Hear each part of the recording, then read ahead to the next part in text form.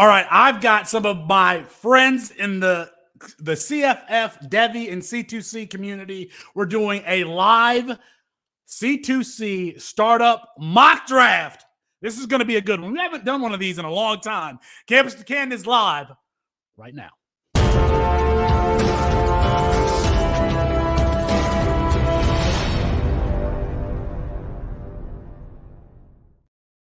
It's Felix Sharp, Austin Nace, Chris Moxley, and Matt Bruning for CampusToCanton.com. We're going to be joined by a panel of very smart people. We have started a mock draft, a Campus to Canton mock draft. If you don't know what that is, it's where you have two leagues. You have a college team and an NFL team, and your college team is basically a feeder or a pipeline into your NFL roster, and you're playing fantasy football on both the college side and the NFL side of your Campus to Canton league. So we're going to do a college side startup mock draft. If you want to help us and get this format to the mainstream, to make it popular, go ahead and subscribe to the channel, drop a like on this video.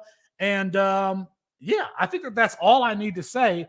Let's bring up just one by one our esteemed guests, and I'm just going to introduce them here. This is going to be a full screen. This is going to be a full screen today of a lot of good people here in the community.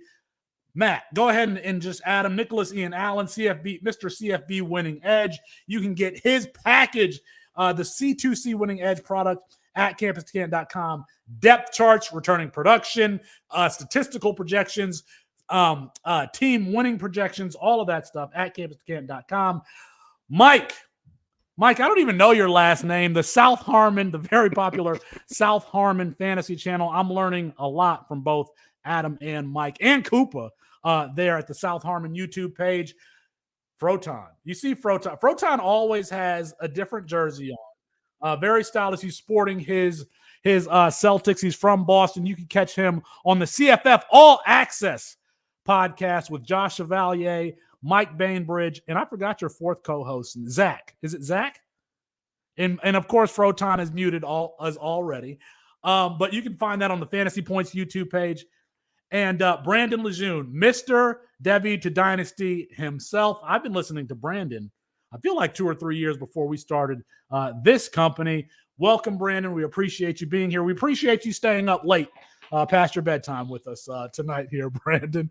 And of course, the elder statesman in the CFF community, the Gridiron Scholar, John Lobb. John, before we get into the draft, I need to ask you, I mean, you have to look at this screen tonight and think that the future of the college fantasy genre, whether it be college fantasy redraft, whether it be C2C, whether it be CFF Dynasty, you have to feel like the genre itself, it's looking, the future is very promising. You have to feel that way.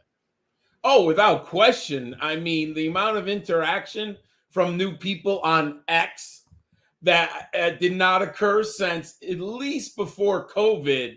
I mean, we took a huge dip over COVID, but I think we've gone long past where we were in 2019. And I'm always meeting new people, talking about college fantasy football. There's new people coming into the space constantly, which expands the opportunity for other people and gets more people involved in the game. We just still need to cross the Rubicon, get one major internet site to post the game, and that's it. If we get there, then we're gold. One tweet at a time, right, Mike? Every single day. And I should have mentioned, you can find John's work at the Rookie Big Board channel, at Player Profiler, and at Fantrax, writing over there at Fantrax.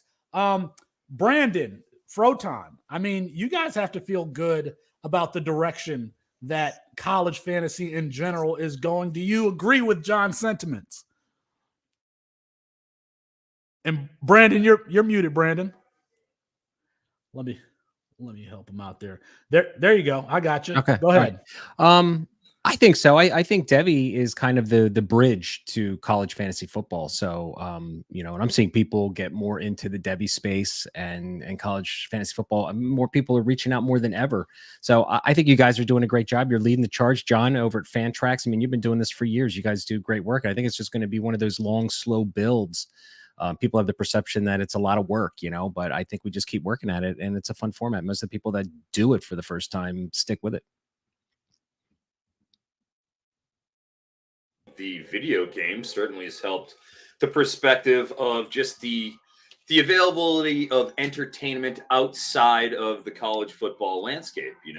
I think that college fantasy football is right there, and hopefully can pick up on the groundswell that the new video game is going to bring. And I do know that at the Fantasy Football Expo, we're for the first time going to have a college fantasy football sort of a showcase panel that is just for college fantasy, C2C in general. Before we had been on kind of the side rooms, but we're going to get a featured spot, I believe, on Saturday this year.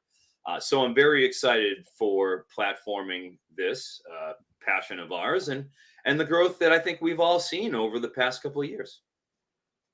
There we go. All right, gentlemen, I just want to say thank you on the front end for joining us for this exercise tonight.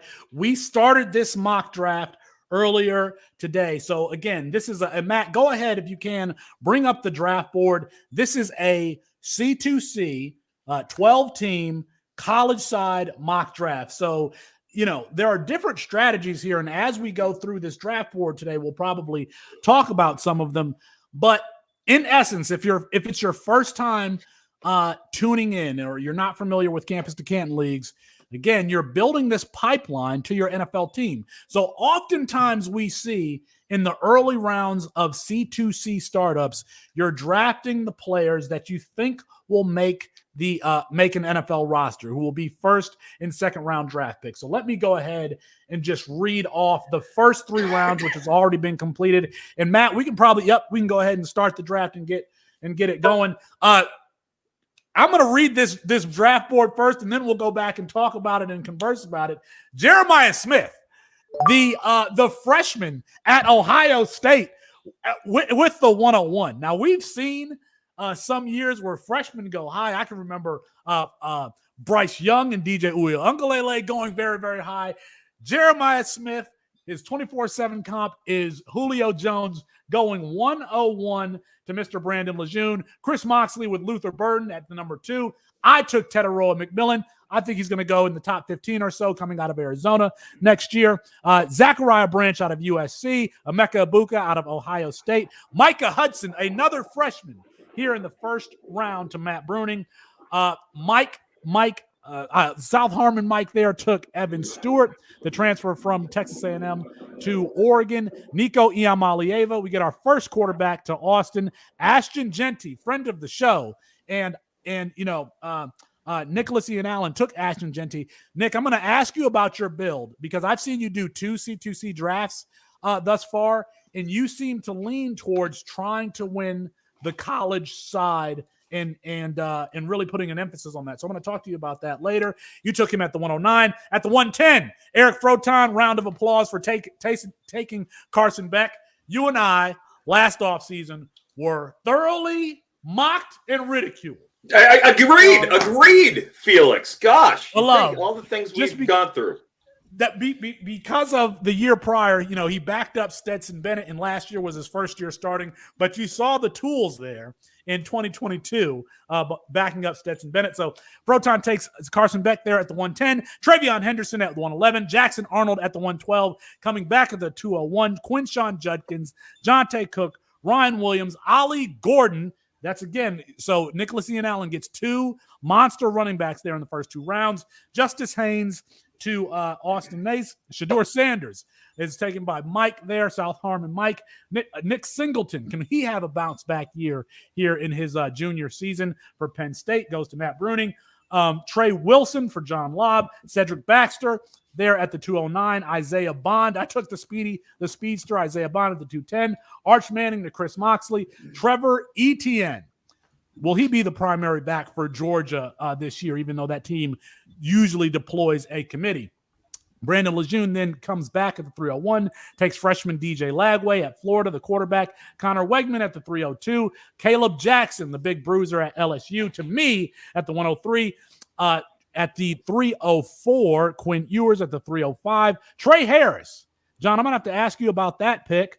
Matt Bruning takes Dylan Royola, another freshman quarterback. Dante Moore, Dante Moore, Detroit Kings stand up. The transfer from UCLA to Oregon at the 307. Garrett Nussmeier, love that pick at the 308. He can have a jump this year. Darius Taylor, another running back who should get carries here to Nicholas Ian Allen, Mr. CFP winning edge at the 309. Jackson Dart at Ole Miss at the 310. Antonio Williams, the slot wide receiver there at Clemson at the 311. And Devin Neal at the 312, and we are waiting for the 401. You can go ahead and start, Matt. It is started. We're having an issue here. So because we rewound the draft, the picks that were already made before we rewound the draft are still on people's rosters, so they can now not redraft those players, and I cannot remove them. So, for instance, Kevin had already made this pick as Damian Martinez. Damian Martinez is no longer in the draft pool and is sitting on his roster. He cannot remake the Damian. Okay, well, we can't move Damian. First of all, we're a very professional organization here, people. Very professional organization. We can't move Damian Martinez back into the player pool. You can't do that. It is currently not letting me. So okay, let's move. So Damian Martinez at the 401. Let's just pencil that in so people can remember that. And then who is the 402? I think it was Travis Hunter. I took Travis Hunter at the 403. It was Roderick Robinson was the 402. Yeah. Roderick Robinson. Okay. Yes. Okay. There's lots of questions that I could get out here. Maybe Brandon, since you had the 101, taking a freshman in a startup at the 101, I mean, you have to feel really, really confident about this kid, or you might be crazy. Which one is it? No, I'm confident in him also. No, I mean, I think he, arguably could be the next Marvin Harrison Jr., right? So this game is, all about value. And to me, there was a choice. I'm going to go wide receiver usually with early in the draft. You can see from the draft board, there's wide receiver run right off the bat. I mean, this guy just looks special. I mean, I wouldn't even consider another freshman at this, at the first pick here. It was either him or T-Mac for me. And we all want at least one share of Jeremiah Smith. And I'm in this position. I'm going to take him. I mean, yeah, I'm going to have to wait 3 years, but if he's the next Marvin Harrison Jr., it'll be well worth the wait. And Brandon, I'm in a couple of leagues with you, and I know that you try to prioritize Devi over anything else. I mean, there are different strategies. Like Brandon, I think it's correct to say you don't mind as much about losing the college side. You want to develop that NFL pipeline. Is that fair? That's true. I mean, I look at it as a really deep Debbie league. So the first 10 rounds for me, I'm going to try and swing with players that are going to good programs that have a chance of hitting my dynasty rosters. And then on the back end, I'll fill in with the rest. But yeah, I'm definitely more Debbie focused than trying to win on the college side. So it's whatever your strategy is. I know there's some guys in here that are focused on the college side and hope that they hit their dynasty rosters, but I'm kind of the opposite. Nick, you have somewhat of the opposite approach. Now, I was in one other draft with Nicholas Ian Allen. And I said after the first 4 rounds, I guess the college side is just over.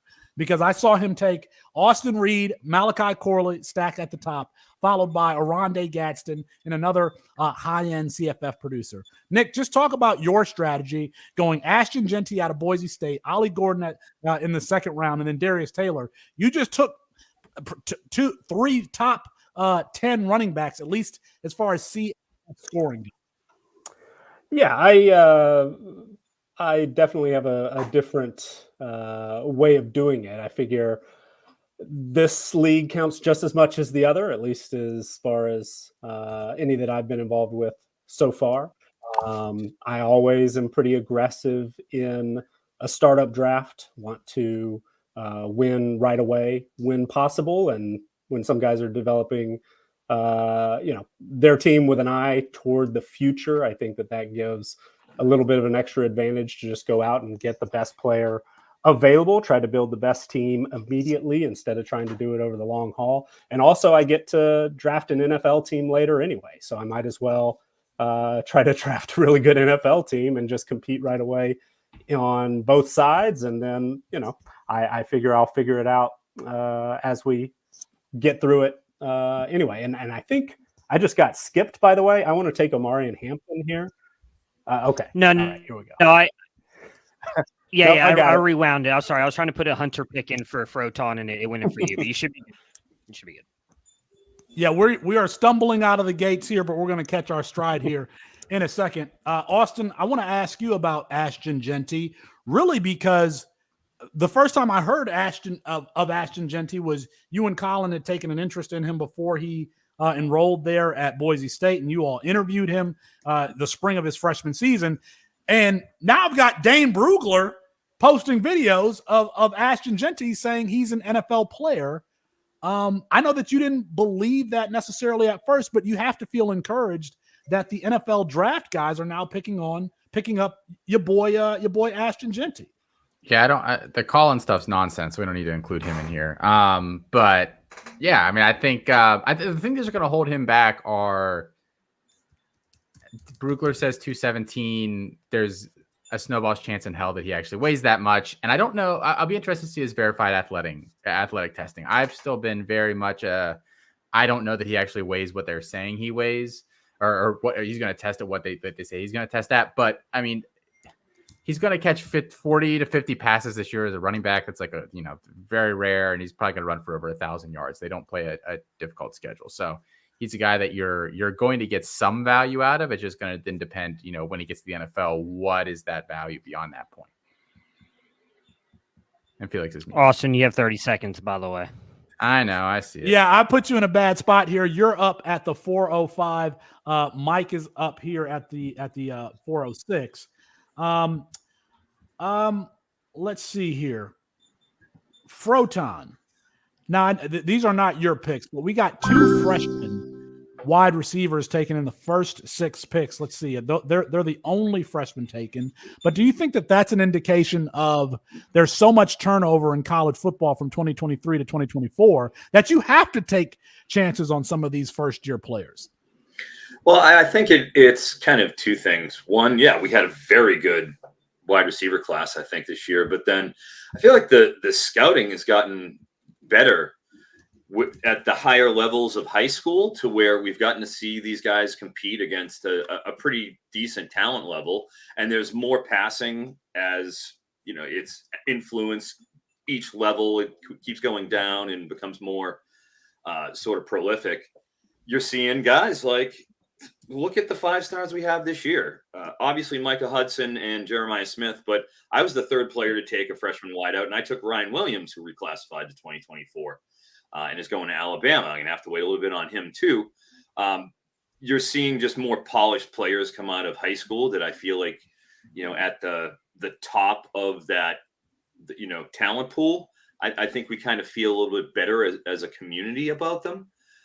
But especially since 2020, John had mentioned the pandemic before, and how, it was, remember 2020 and 2021 trying to scout some of these kids. It was like, I don't know, nobody's ever gotten any eyes on them. It's kind of in theory. I feel like it's gotten that much better just in a couple of years in terms of our ability to see these kids. So, I'm right there with Matt and with Brandon. I took a wide receiver freshman fairly early, and we're dipping our toes in the water and hoping.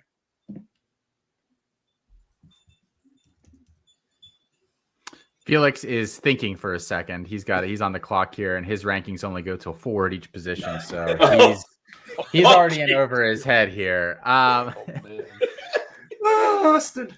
Chris, I'll come over to you. I guess we haven't really heard from you at all here tonight, so let's have you jump in. You're only through 3 picks so far, but you've got 2 quarterbacks, including Arch, who obviously we haven't seen yet, and we might not see again for another year. Talk to me a little bit about your build so far. Luther Burden, Arch Manning, Connor Wegman there through 3 rounds, with your 4th pick probably happening while you talk here, assuming Felix can make his selection. Yeah, that's fine. I can multitask. I don't know what's with y'all tonight. And I probably would have taken TJ Moore there, who just went. So Luther Burden's right at the top there of players that I'm considering with the 101. Jeremiah Smith is a good one. Ted McMillan's a good one.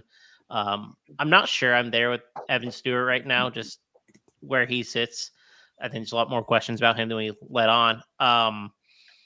So Burden was kind of, I just like that athleticism and what he shows. I don't think Ted McMillan's quite as athletic. They just win differently. And then I generally speaking, in the first 5 rounds, have like 3 or 4 quarterbacks on my roster. It's the direct pipeline to your NFL team. And I think you need to hit on one relatively early to keep that pipeline going. Like there's a chance to get freshmen, but then you're setting the clock back every single year in your supplemental draft. So I like going quarterback heavy. I think Arch is not going to lose any value in the next, 12 months. I think there's no way he goes later than this in next year. And then I like what I saw from Connor Weigman. So I'm trying to get quarterbacks, which I think is a very tough position to get value on right now in C2C leagues, given I don't think there's a lot of good ones. It's really funny, actually, Felix. And I just want to toss this out real quick. We've got a bunch of teams that have multiple quarterbacks taken through 4 rounds. And I find that really interesting this year because we've talked a lot about there's a lot of uncertainty at quarterback. We just had 6 leave for the first round of the NFL. It's always kind of a thin position, especially at the top anyway. So, Mike, actually, I'll come to you first. I know you're the guy that you'll put 50 quarterbacks on a roster if they'll let you. But you've got 3 here: Shador, Dante Moore, Lenora Sellers. So, I mean, stacking quarterback early, your kind of go-to strategy here, and you're pulling it off here in this one. Especially just because if I factor in the NFL side, being a dynasty scrub, and that's where I come from super flex ranks.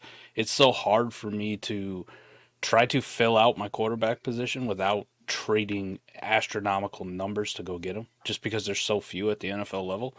So if I have an easy pipeline where I can probably maybe just say, like, I'm going to try to compete on the college side, but I'm really going to emphasize the pipeline of me being the person you have to come to for a quarterback, I want to throw my darts. I really do. I just want to load up and just mass take quarterbacks. Now, inevitably, you're going to miss on some. It's a college game. Once upon a time, DJU was the king that was promised, and you see how that stuff kind of works out. But I think at least early in the startup draft, like, I'll kind of figure out other stuff later and take my shots. But quarterback, I really want to emphasize, just because I don't want to get left holding the bag at the NFL level and then have to go begging for one. John, I want to come to you here because we have a little bit of time. Actually, you're up next. Who I'm looking at? Colin's not here. Who is it? Frotton. Okay, Frotton. Talk a little bit about your build so far. You've got a freshman on your roster and Ryan Williams, but then also tell me who's is there another team that you like on the board that's not your own?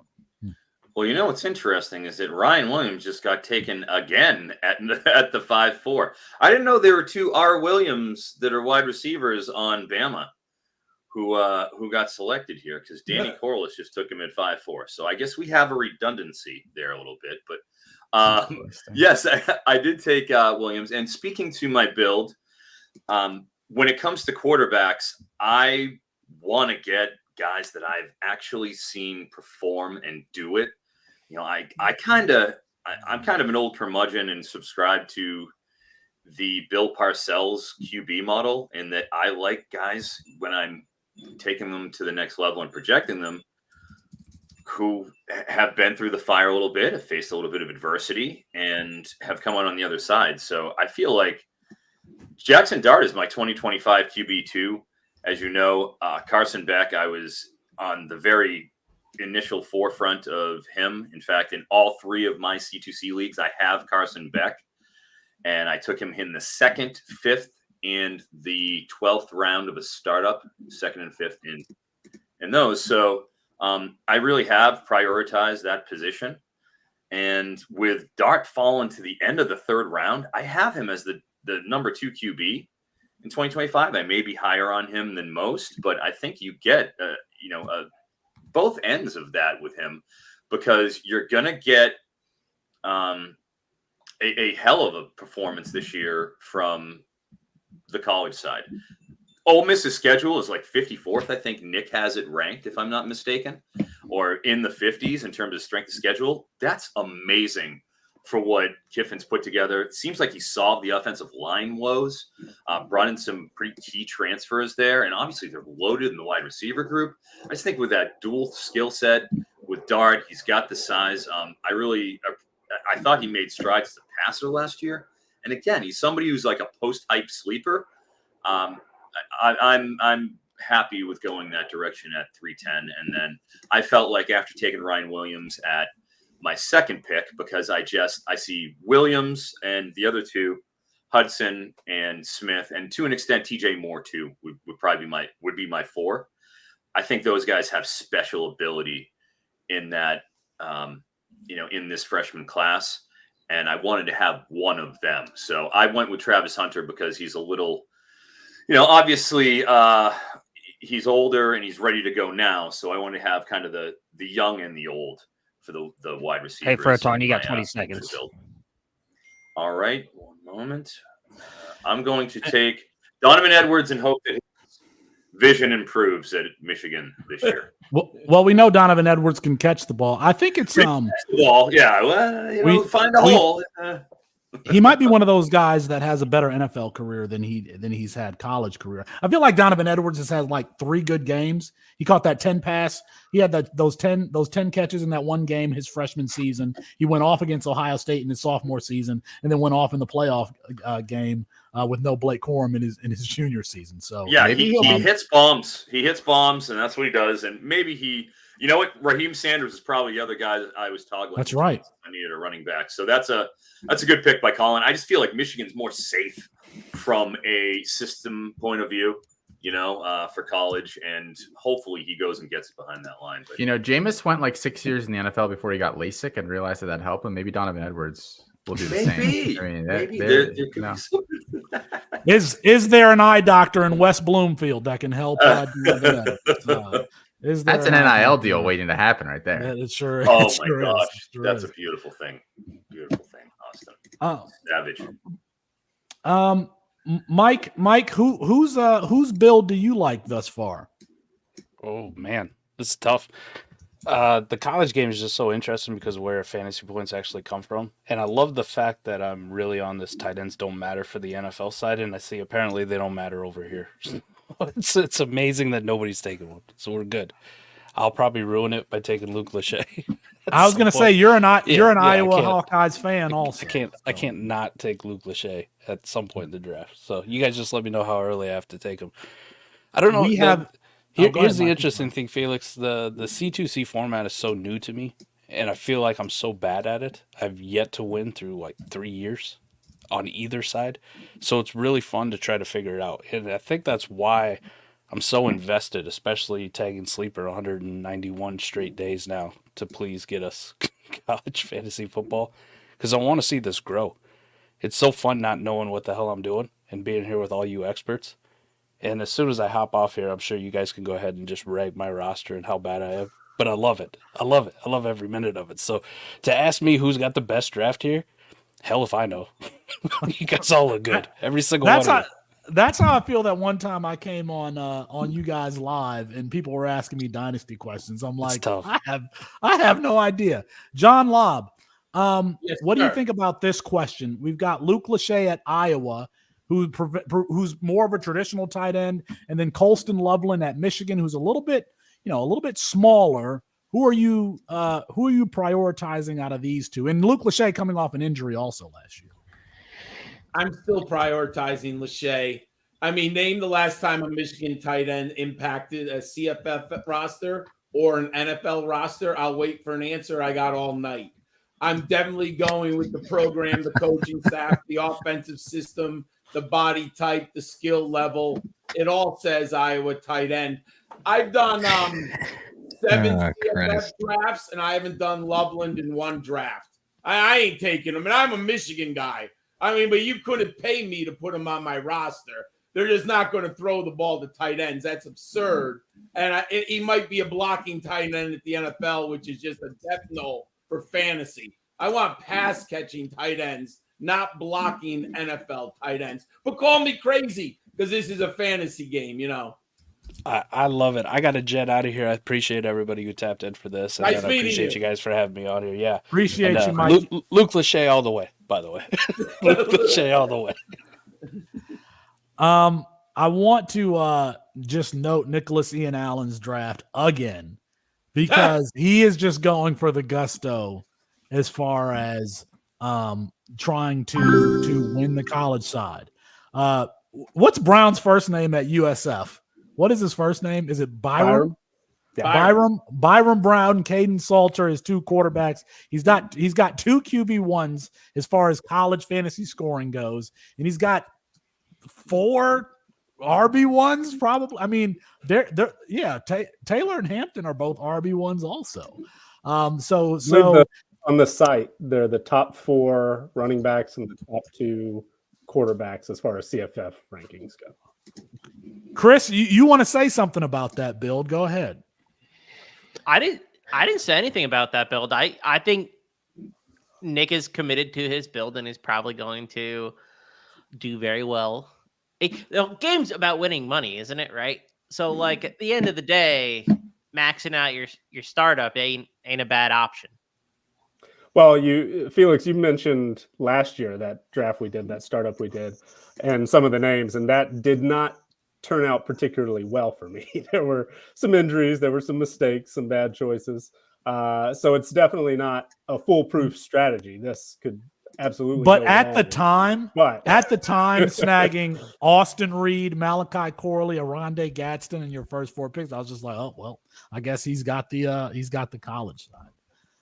But yeah, my thought is we get to do this on the NFL side too, so I could go a little younger on that side. I could, I've got other options, but if I have the opportunity to take at this point, I think 6 of the top 12 players in CFF through 6 rounds, I might as well give it a shot.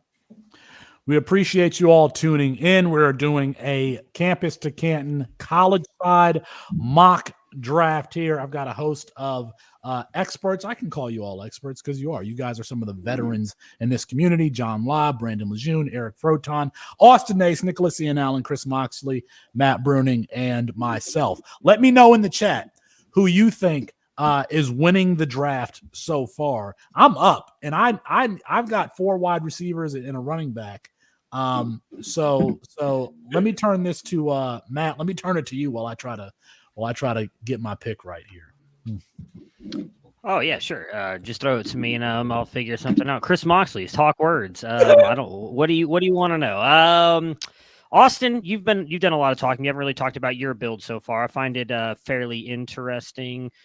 Where'd you go there? Especially grabbing Nico, number 1. You talk a lot, especially on Campus Life, that you try to not necessarily punt quarterbacks, but that you typically don't draft them early. What was your thought process on taking Nico there with the first pick, or with your first pick? Yeah, I find this to be a weird offseason where I think there's a lot of quarterbacks going in the first 5 or 6 rounds, but they all kind of go at least in a range where I can rationalize taking them there, as opposed to in earlier years where people were just cramming guys in where they straight up didn't really belong, in my opinion. So Nico at the 108, I think from a value perspective, he's been starter at Tennessee this year. He's going to put up a ton of points. I feel like as long as he doesn't get hurt, we're at least holding some value here for in a few years, and he's going to be successful there. And then I actually took Garrett Nussmeier in the 3rd round as well. And he's another guy that I think, a handful of good games this year, and we're talking about a first-round NFL quarterback. I've liked what I've seen so far. We've talked a lot about him on shows lately. Like, he's got NFL size, NFL arm. His dad's like a high-end private quarterback coach. Like, he's been around the game. I think really the only thing that's going to hold him back there maybe is that LSU's wide receivers are a big question mark. But I like him as well. So taking both of those guys early. And now I probably won't, if this, maybe I'll take one in this draft just because this is a mock, but in a real draft, I probably wouldn't even think about a quarterback for another 20, 25 rounds. I'd probably just let it ride. But I might snag 1 or 2 more here tonight just for the fun of it. Because I got my guy Kevin Concepcion here in the 6th round that somehow I had to take. Nobody wanted him, so I had to do that one. I'm curious on your thoughts. Taking the Michigan tight end. Look at you, Mox. That's on brand. Mox. That's on brand for Chris Moxley.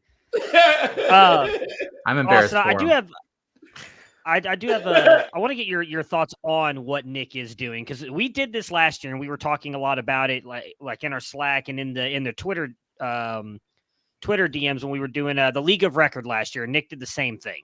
And it's different than what we typically see when we do these C2C drafts. Usually you see a lot more of these Devy guys go. You don't see what you would say is probably more college assets go until later in the draft. Does that affect your strategy at all when you see someone going so heavy and grabbing some of those Nick and Felix both mentioned, like the top guys that we're expecting to be the CFF producers over this next year? I try not to let anybody else's build adjust what I'm doing unless like 6 people were doing what Nick was doing. If that was the case, I would just say I'm not touching a CFF guy in this draft like at all until like the 25th round. Like, F it. Because that means that there's probably some sort of Devy relevant players that are going to be falling, and the likelihood of me competing, at least in that first year, probably not very high. So that would make me change my strategy, and vice versa. If nobody was taking CFF guys, maybe I start hitting them a little bit earlier than I would. But if one person is doing it, it doesn't throw me off too much, because like Nick said, he did that in a league last year, and all it takes is a couple of poorly timed injuries for Nick, and all of a sudden, like, you know, that build isn't scaring me anymore. So that would not influence what I was doing in this draft, at least not so far. And same with, you know, if someone's taking a lot of freshmen or things like that. Those are kind of the things that I would watch as I'm going through this. Speaking of a lot of freshmen, Brandon, I find your draft like really intriguing. You've got Jeremiah Smith and Mylan Graham, DJ Lagway, all true freshmen, all very highly rated by us and the services. I mean, could legitimately anchor your college team over the next 2 seasons once all those guys are starters. Then you also grab guys like Trevor Etienne, Jordan James, who we all expect to be very good running backs this year, and then a guy like Ben Urosek, who has a chance to truly break out as the possible starting tight end for Georgia. Like, what are you kind of aiming for this? Is it just trying to grab best players, or are you trying to build a little bit of youth, but then grabbing some of those guys to produce for you on the college side? Yeah, I kind of lean towards the youth on the bigger programs. You know, that's kind of my build. I really fade the quarterback position. As you can see, I've only taken Lagway. He was there. I thought was good value at the 3rd pick, the first pick in the 3rd round. I think Jordan James has a great opportunity this year to take over that backfield. I like his NFL prospects, and I think he's a good combo C2C guy, because he should get the majority of the carries, you know, in Oregon. Nick Anderson, I'm a big fan of. I think he's got the ability with a good season to really, you know, increase his NFL draft stock. And I think, you know, along with the other kid Burks who just got there, I think they could be a great tandem. And, you know, love Jackson Arnold throwing the ball. So, and then Graham, I think, is just an underrated guy. Brian Hartline wanted him, and, you know, says great things about him, and he looks really good. I just did a film breakdown on him for my YouTube channel. I just posted it last night. And Ben Urosek, I think, is a great shot. I mean, at Stanford, he was really, I like his athleticism, and he's plays in a great system. He should be on the best team in college football. So again, I'm just trying to hit my NFL side. And I know I'm giving up college fantasy production with these picks, but like my strategy is a little different. I don't really care too much about the fantasy college side. I'm trying to hit, players from my long-term dynasty roster, because that's the team I'm going to have these players forever. When in college, I'm going to lose them eventually. So I'm always focusing kind of on the NFL side.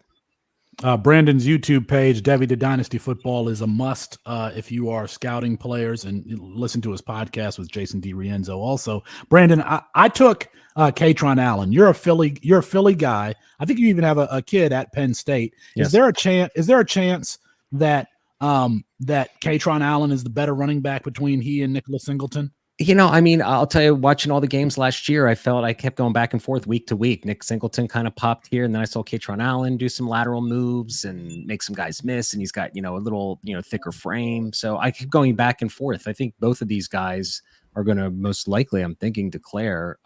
But yeah, I think there's a possibility. I mean, I'm really hoping to see some wow moments from Singleton this year, like some highlight films of him, you know, breaking free with, you know, long runs. But I'll tell you, Penn State offense is just tough to watch, man. I mean, that Quentin Martin kid, I just put a video on my YouTube channel too.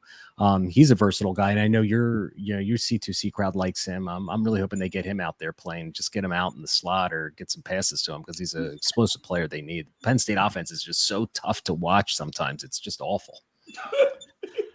It is. John Lobb, your last pick there, John, was very on brand.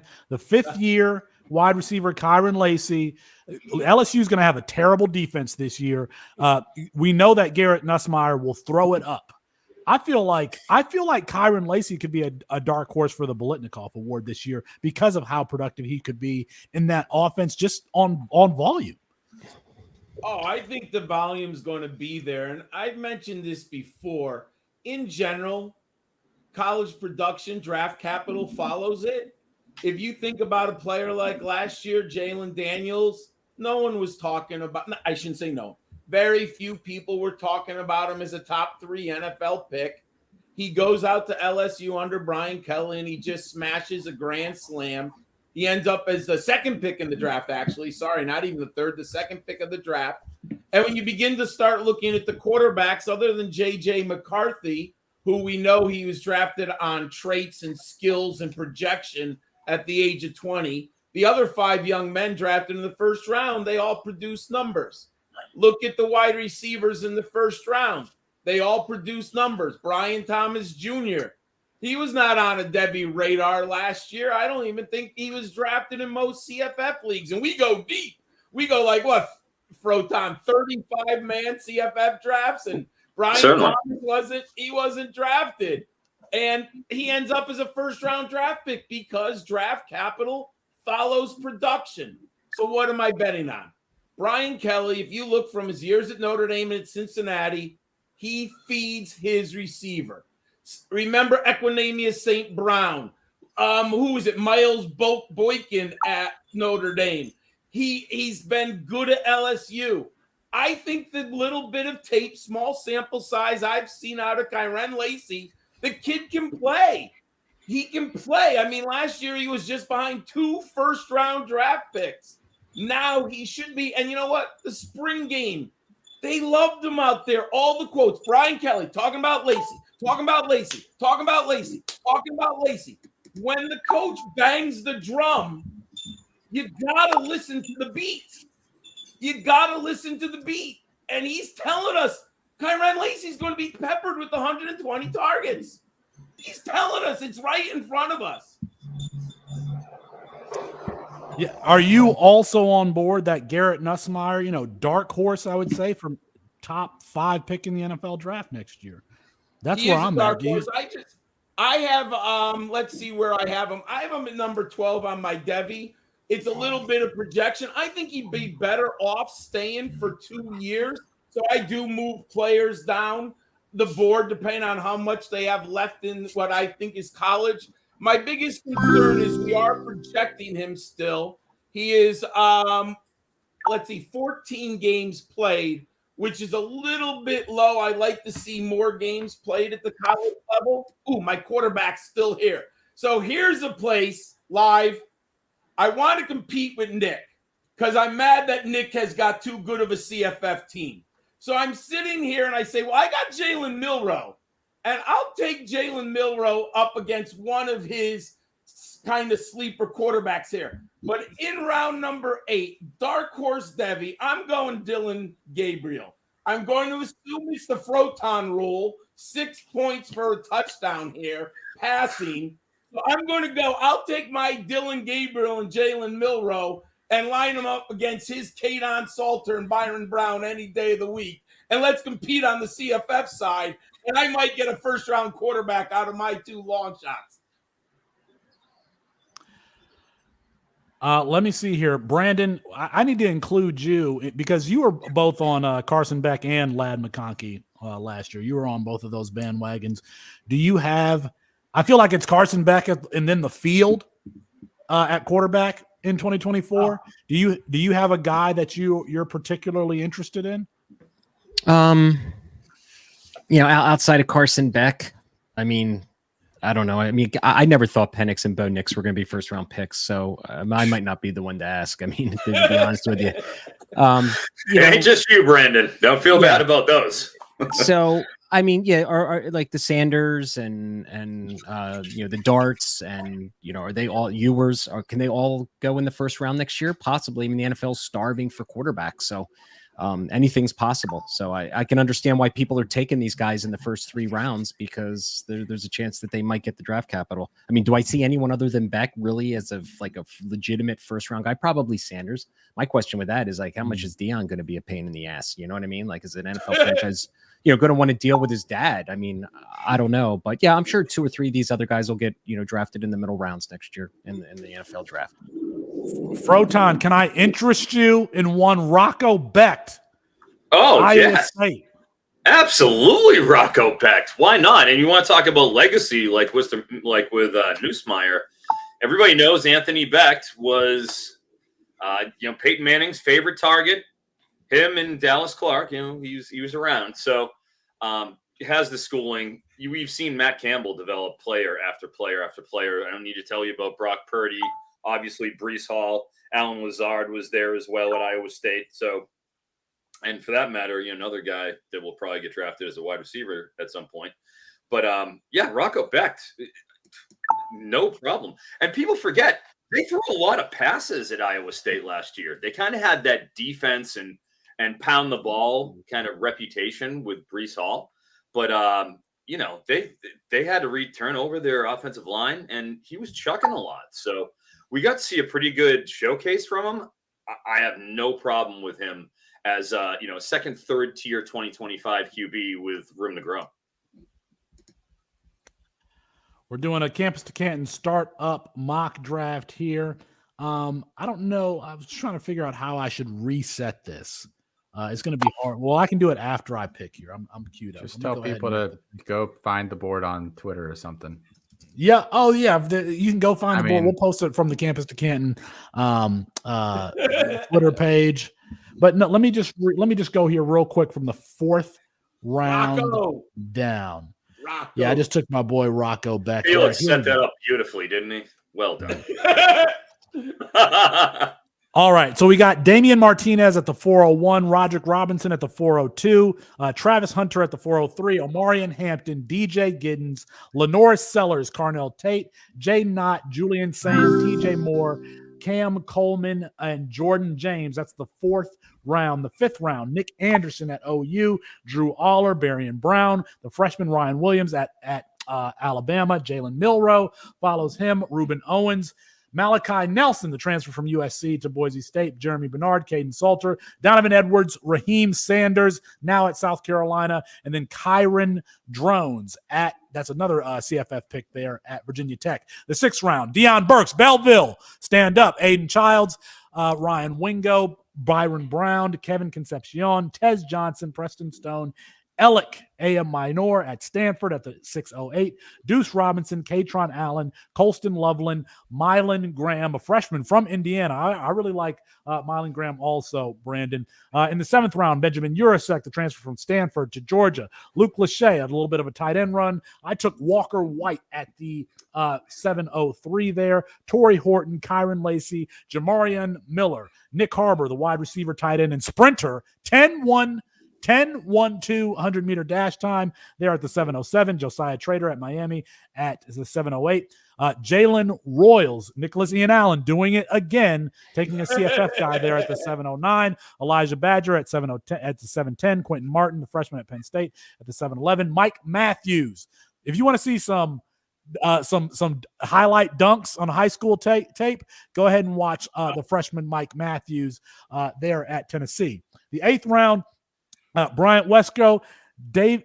How do we say Ezio Mume's name there at Clemson? The running back there, Taylor Tatum, Joey Hobart at the 804. Guess who? Nicholas Ian Allen with that pick also. Squirrel White at the 805, Makai Lemon at the 806, Perry Thompson at the 807, Dylan Gabriel at the 808, Ricky White at the 809, Ty Warren, the tight end Ty Warren, Penn State at the 810, Cam Ward at the 811, Antoine Wells Jr. You know what, Brandon, you were also on Antoine Wells Jr. Last year. You take him to round out the 12th, and we are currently in the 9th round.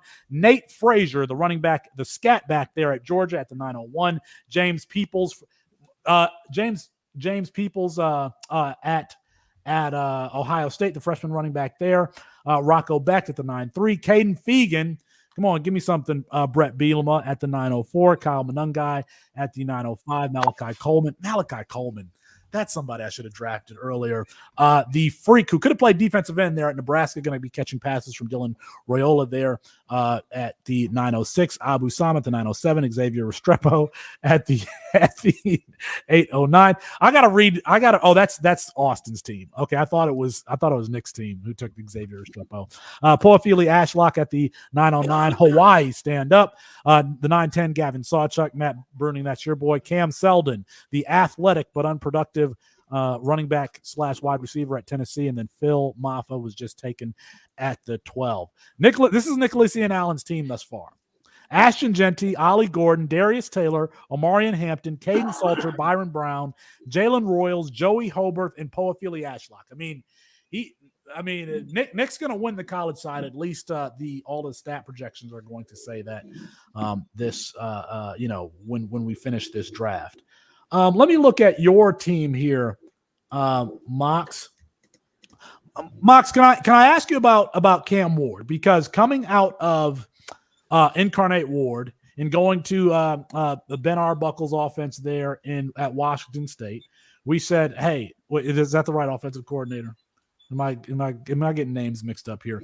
But going to Washington State, we said, "Hey, this guy has some talent. He has some ability. He has some arm talent. He was inefficient deep in year one at Washington State, and then improved a little bit in year two at Washington State, and now he transfers to Miami. What are your expectations for Cam Ward at the U here in 2024?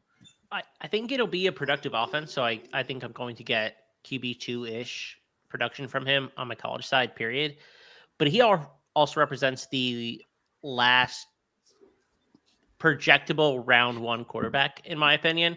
Like, he has traits. I'm not saying they all work together all the time, because often they don't.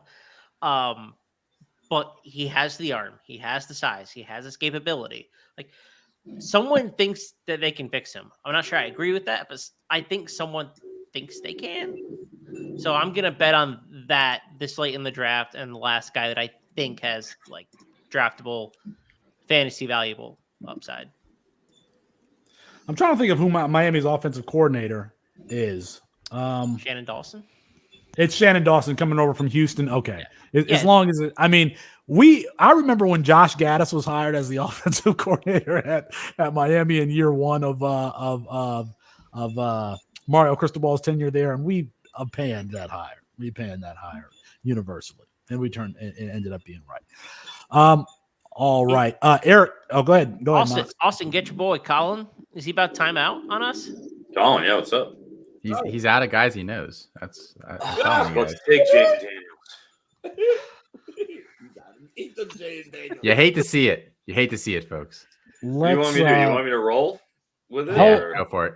Yeah. Let's just go. We will replace. Go ahead, Frotton, but we'll replace that Jaden Daniels pick. I'm taking Jaden Blue over there in Texas. I'm rolling the dice that he has a similar effect as their departed starting running back from this year. Every time Texas produces a running back that's effective, they start. So I know Baxter was pretty high, but Blue, it's a two-man show, and he's pretty good too. So hey, this late, you got to take some steps.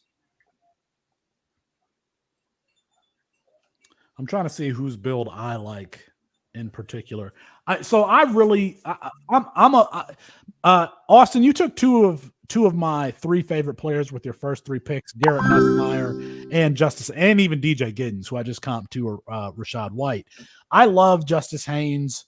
I love Garrett Nussmeier. I love the offense that Garrett Nussmeier is going to be playing in this year. Does anybody think that Justice Haynes, could really break out here in 2024? I think that there's a chance that he's the best running back in college football. I sincerely believe that. I'll pipe in. I think he can. I mean, I think he's the best running back in that room for sure right now. So, yeah, coming out of Buford. He spent his last year at Buford High School in Georgia. His last year there, his father played for the Steelers. Cedric Baxter was the number one running back in that class. However, and Matt, can you pull the board up so folks can see the picks as they're going? But Cedric Baxter was the number one running back really because he had that ideal size and athleticism. As far as running back traits, vision, patience, acceleration, Justice Haynes may not be as athletic as Cedric Baxter, but I thought that he was a much more instinctive running back. So that's why I love some Justice Haynes. If you look at and a reason for kind of the suppression, I think, a little bit in CFF leagues for Justice Haynes, he was going in the 4th, 5th round early on in the offseason. He's kind of dipped around 7th or so.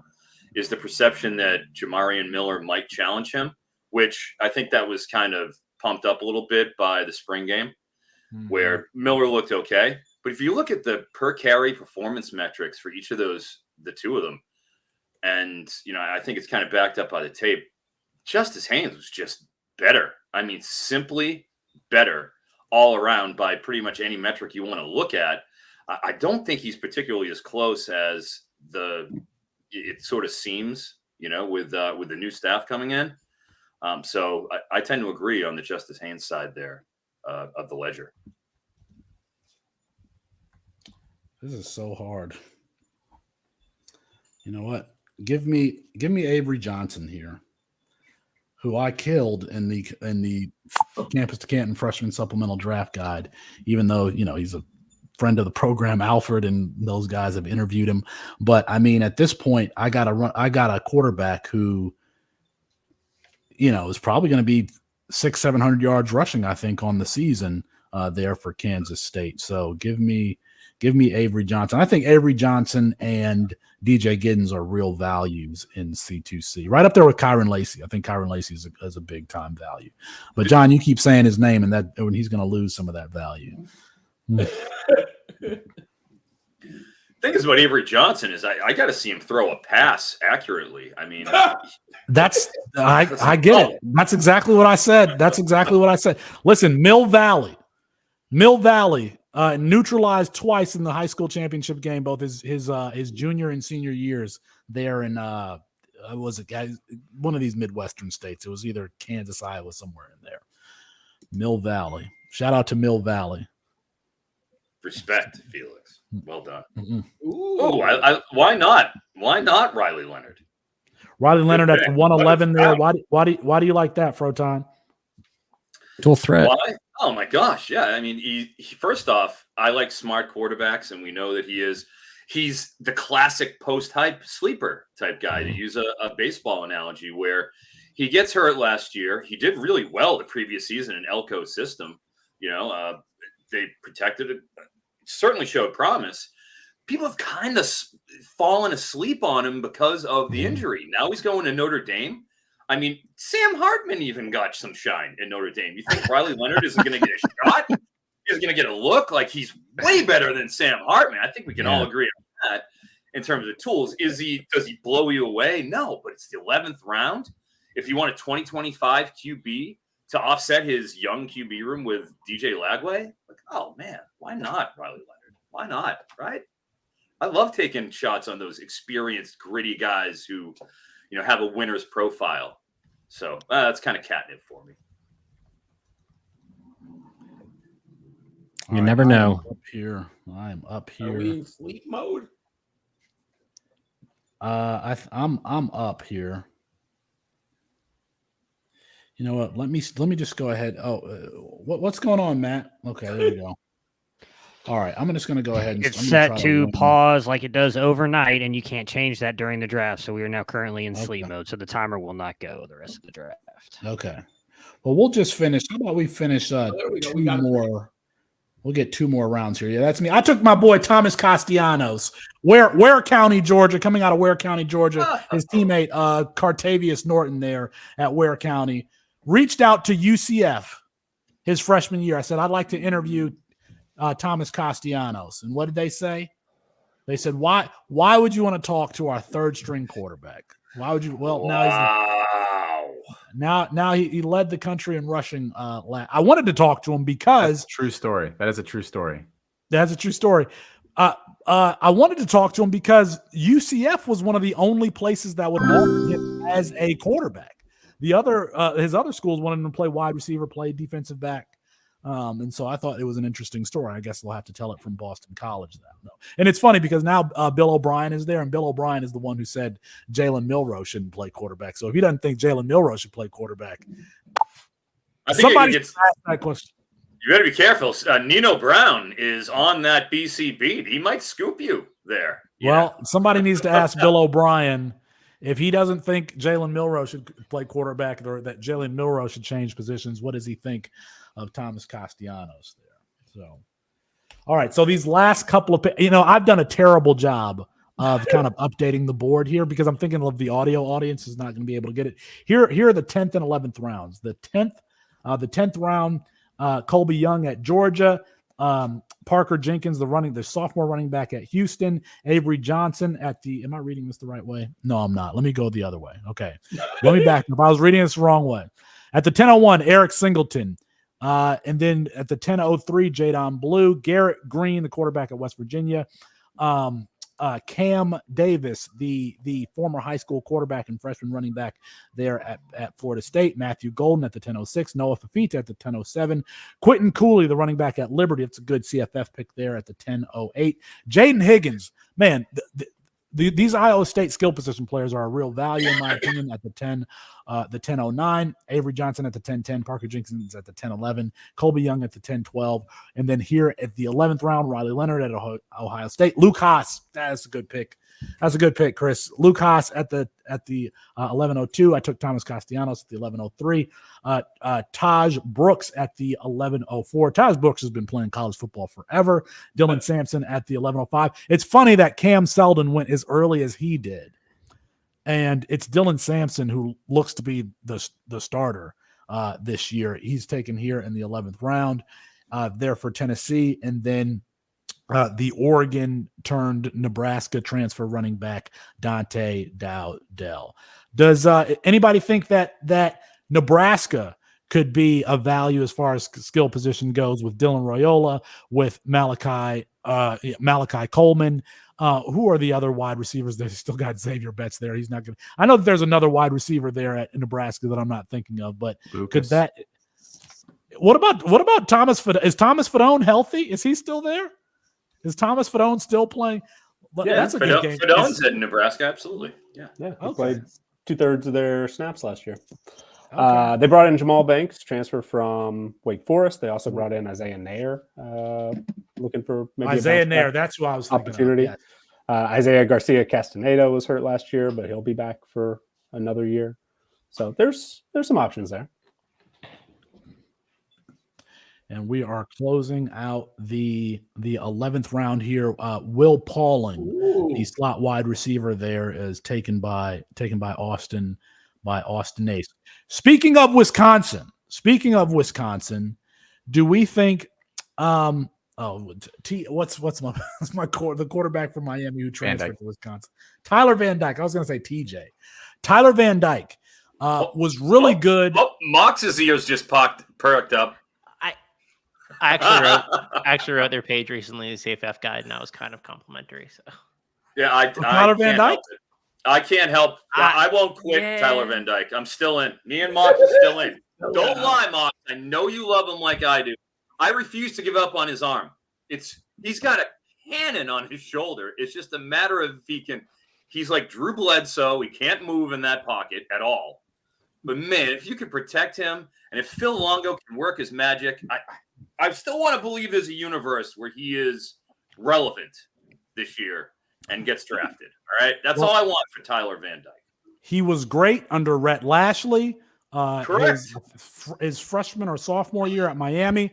Rhett Lashley goes to SMU. They bring in Josh Gaddis, one of the worst offensive coordinator hires we've seen recently. He struggles under Josh Gaddis, and then he transfers. Well, he was there last year with Shannon Dawson, but I don't know if Tyler Van Dyke was injured. But anyway, he's with Phil Longo at Wisconsin. Wisconsin, going to start throwing the football. Speaking of Wisconsin, another favorite value player of mine, Howie Walker. Howie Walker, the transfer from Oklahoma to Wisconsin. I love big running backs. And Howie Walker wearing that number 29 at OU, he looked a little bit like Ramondre Stevenson with that jersey on. So I like Howie Walker also. Felix likes big backs, and he cannot lie. I do. Did I draft Caden Fegan? Caden Fegan was in my queue. I wanted to get Caden Fegan, but somebody took him. Someone drafted him. Caden Fegan's great. Chip Trainham, the one-time Ohio State running back, the one-time Arizona State backfield mate with Rashad White. There at Herm Edwards can coach. Herm Edwards can coach, and he can recruit. Now, can he do that all within the rules? That's another question. But he can definitely. I mean, Herm Edwards, Jaden Daniels, Brandon Ayuk, Rashad White. Who else was on that roster? I mean, Herm Edwards can definitely recruit. And they Did won he like the 8 last games. year of N'Keal Harry and Brandon Ayuk? Did he? Did he have those too? Or was that right before him? He definitely had Ayuk was Ayuk. I definitely- don't know if he had. I think he had Harry too. I know for sure he had Ayuk. When you commit a million violations, I mean, you can do anything.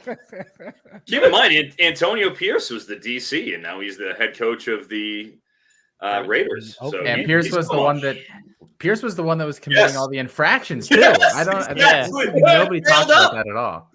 I mean, the whole staff got fired basically for different stuff. That I was a mean, mess. You can coach a D. All is forgiven. And we will close out the draft and just kind of recap after this 12th round. I think that gives, a good sense of how these drafts start. And it's not because I'm running out of names. That's not why. I am not running out of names. You did draft 3 quarterbacks who can't throw in a row. Well, that's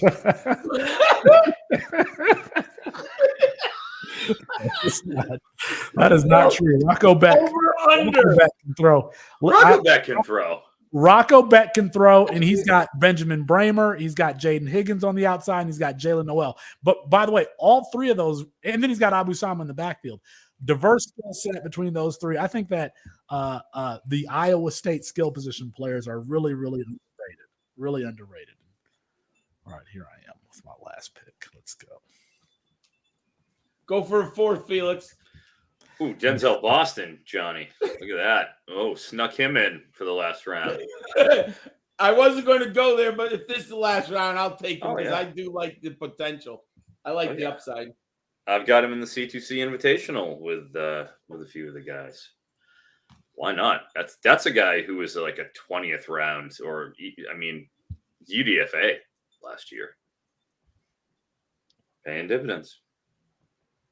There are a couple of different directions I could go with this last pick. I mean, I like Kevin. I've always liked Kevin Coleman since his time with Dion at Jacksonville State.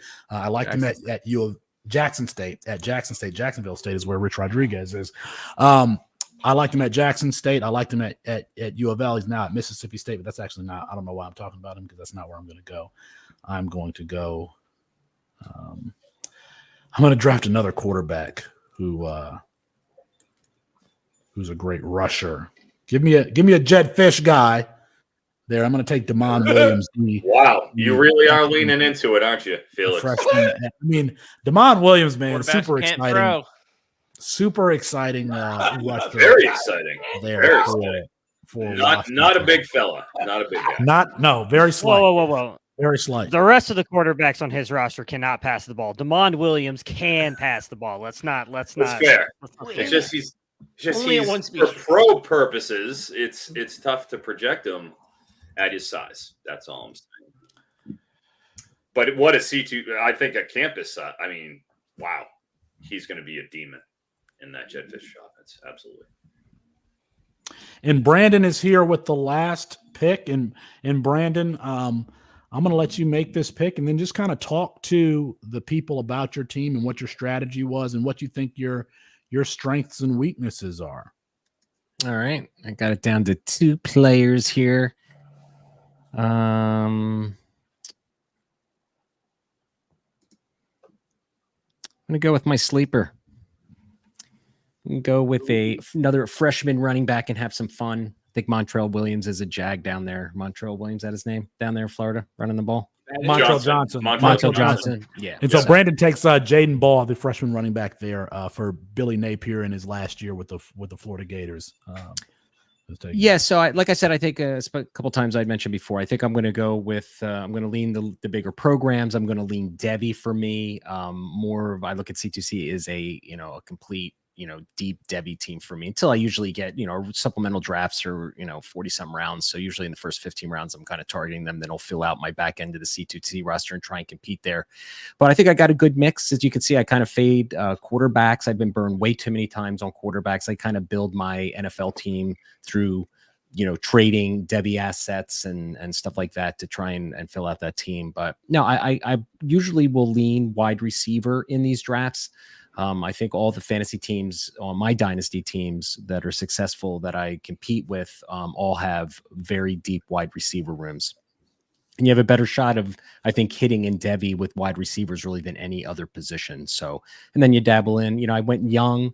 This is my, I'm the Debbie guy. So I'm always, sometimes the shiny new toy isn't always the best way to go, but Nate Frazier, I like him, the kid from Florida as well. Trevor Etienne, we know. So I'm pretty happy with my team. I got my guys. And really for me, this whole thing, I just get my guys. I do my own scouting.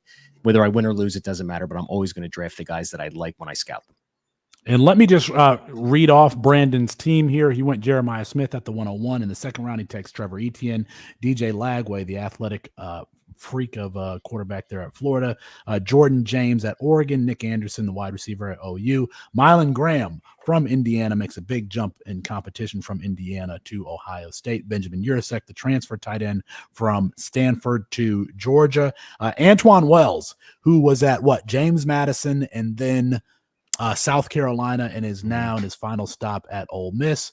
Nate Frazier, the scat back running back there, who caught a long wheel route there in the All-American game for Georgia there in the 9th round. Colby Young, and Carson Beck is not afraid to throw to the back shoulder, and Colby Young's a big wide receiver to catch those passes there for the Georgia Bulldogs. He took him in the 12th round. Riley Leonard, the transfer from Duke to Notre Dame in the 11th round, and then Jaden Ball closed his draft with Jaden Ball.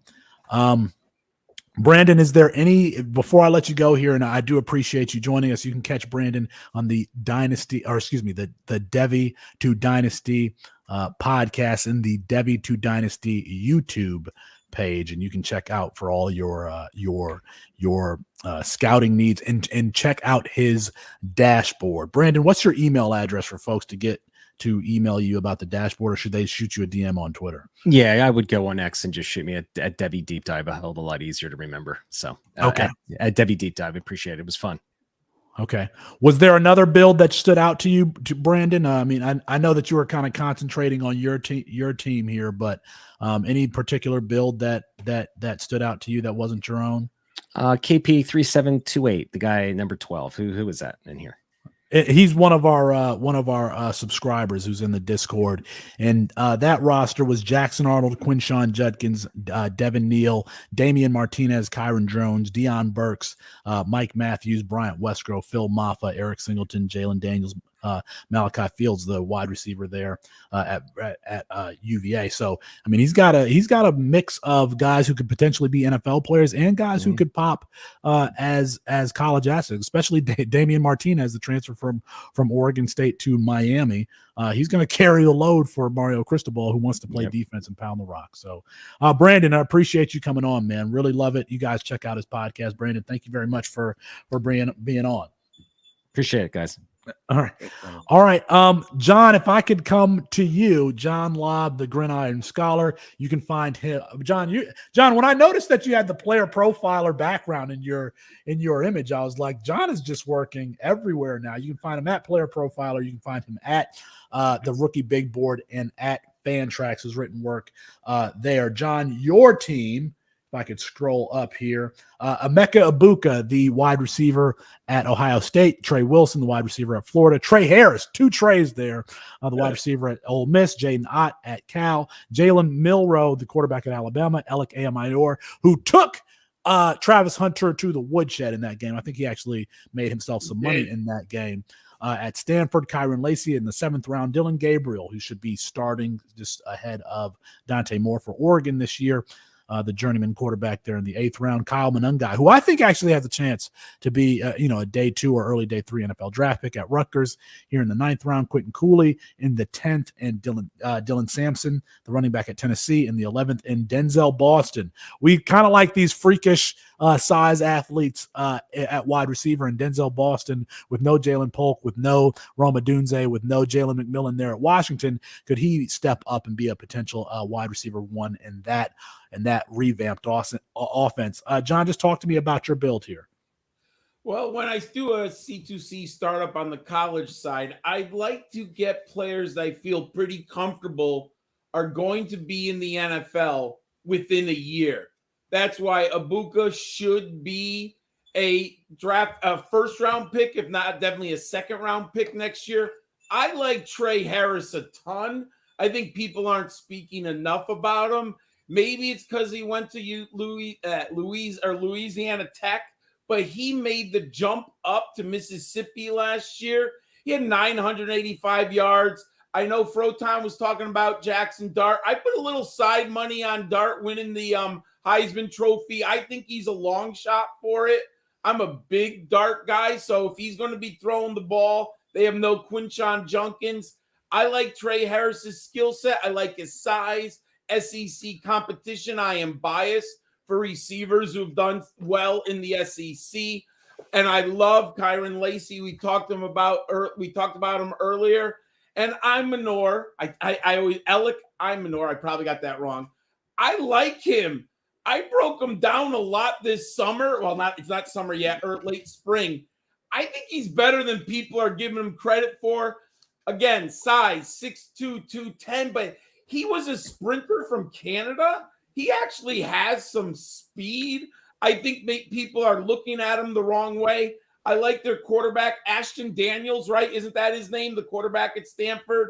I think they're going to be throwing the ball a lot this year, so I like him to make a step up. He gives me CFF production with NFL size. I'll take shots at quarterback. I like Jalen Milroe and Dylan Gabriel. I'm banking on systems. I get CFF production. I hope they take the Bo Nix, Michael Penix, JJ McCarthy route to NFL success. I'll take those systems. I'll take the skill set. I like both of them. And then I'll just take a lot of shots. And I've been studying Mananji, or if that's his name, I'm sorry, at Rutgers. He can catch the ball and he can pass block. He is a nasty pass blocker. I think he's the type of guy the NFL scouts are going to like a lot. And I love his CFF production potential this year. John, was there any other build on the board that stood out to you in particular? Well, I really do. I have to admit, Nicholas Allen, CFB, winning edge. I love his strategy. He's straight out about it. He wants to win on the college side. If he loads up with top 10 CFF players, some of them are probably going to make the leap into the NFL. So we don't know yet out of Genty and Gordon and Taylor and Hampton. I might have my position on who I have ranked higher from Debbie, but I would think out of those four, two of them will make the successful jump to the NFL. When you can get two quarterbacks, come on. He's got arguably definitely two of the top three, if not the top two college fantasy quarterbacks. Salter he signed with Tennessee, right? If my old man brain remembers. He did go to Tennessee, so he had some off the field problems. I've been doing some research about Salter because I think he's interested, and unfortunately he had some problems at Tennessee. I don't know if that's a true red flag. He's a very young man. I think he was 19 at the time, so we'll see what the maturity, what the interviews go like. I think he's going to have a spectacular season. I don't think Brown is a NFL prospect, not in my book, but you're going to get maybe 2 years of CFF production. And Garrett Green, I mean, no one talked about him, but he just stole him in the 10th round. I have him as a top 5 CFF quarterback. He is a dual threat. Eric was saying, I don't think he's the prettiest or most accurate passer, but there are skills there that might intrigue people if he can take a step up. And those receivers are silly. They're all college receivers right now. I don't really project them as NFL types. But, man, you got 4 guys who all could have like 120 targets at the college level. That's pretty good. All Nick would need is one of them to pull a Luke McCaffrey and get, second-round draft capital out of those 3. 4. John, thanks. Thank you for joining us. I always like you best, John. for this mock draft.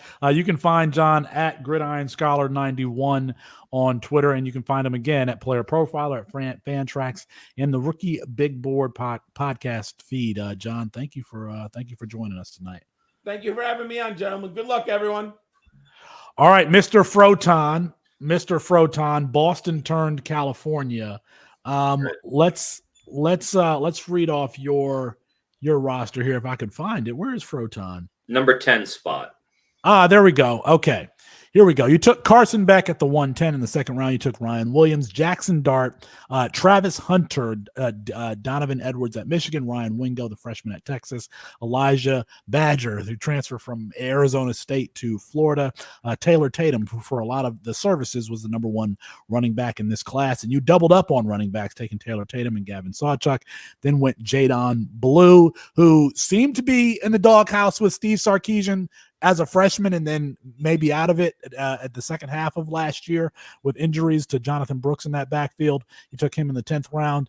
Jacoby George, the big wide receiver at Miami, in the 11th, and Jacoby Lane, who had three catches for 3 touchdowns and 60 yards in the bowl game. Talk to me a little bit about your build. Yeah, as we kind of discussed, Felix, you and I were forward thinkers on Carson Beck. That's something I'm carrying into the season. I feel like at 110, I totally understand why Austin would go with Nico, because he is just such a rare, fully complete prospect. But the certainty of Beck there, I sincerely believe he's a top 5 pick in this draft. And if he's going to do that, you have to respect it, and you're going to get at least assets. And I think, what Harmon had said really resonates in how I kind of look at C2C is I'm always wary of the quarterbacks. I don't want to take one that's too young, too high, because there's such a wide variance on the hit rate. But when you do, it's such a powerful asset. And if we're kind of looking at the college side as, instead of a college fantasy league, a way to accrue value and stockpile assets, I can't help but wanting to prioritize talent over seniority most of the way. But when it comes to the QBs, I just couldn't pass up Beck there, given my evaluation, given how far I'm obviously in the weeds, and given that I just think he's a lock top 10 pick. With Williams, I just think, like I said, we've got a pretty good young group of wide receivers that I'm fairly high on. Micah Hudson went early. Jeremiah Smith went early. Ryan Williams, I feel, is right there. So I wanted to have a piece of him and not get shut out of the young wide receiver market, because I didn't know how that was going to come back. Because I definitely, as Brandon sort of had alluded to, I want to prioritize wideouts, since they tend to last the longest and they're less landing spot dependent than running backs. We've seen the Zach Charbonnets of the world, and everybody had high hopes for Will Shipley and Braylon Allen, but guess what happened? Horrible landing spots, and now those guys are marginalized, whereas I feel like you can have either a higher impact value-wise wide receiver or quarterback there. So went there. As we discussed a little bit, Dart on the way back at 310. He's my QB2 in 2025. I feel like I have a good room there. I can wait probably until after the 15th round to address the young QBs. I didn't take another one for the rest of this exercise. Travis Hunter, talent-wise, is a first rounder. Again, we all know the drawbacks with, does he go to cornerback? Donovan Edwards, I thought the Knicks strategy and, KP 32728 as well, going heavy on running back there.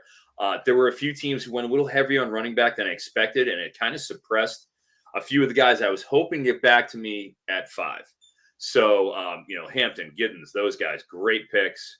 Jaden Ott, I would have loved to have Jordan James. All of them were right there. So I kind of went with Edwards. And then Ryan Wingo, 6th, 5-star at Texas, 2, potential first round, 2 top 40 picks last year. And from what I saw of Wingo, I really liked what he was capable of. And again, 5-star. Elijah Badger, He's one of my sort of favorite guys that I think has round 2 potential. He doesn't have round 1, chances are, but gosh, I feel like if he can pop there in the SEC, he could really shine. Kind of a shot. And then Taylor Tatum, RB1, RB2, 3, in this class, depending on how you want to view it. I understand if you like Quentin Martin, totally fine. But Oklahoma, and then to be able to go and get Gavin Sawchuk, who I actually had the pleasure of meeting his dad a couple years ago at the Elite 11, and he was like a 10-3 100 guy, his dad, who played for Louisiana Tech, Kevin Sawchuk.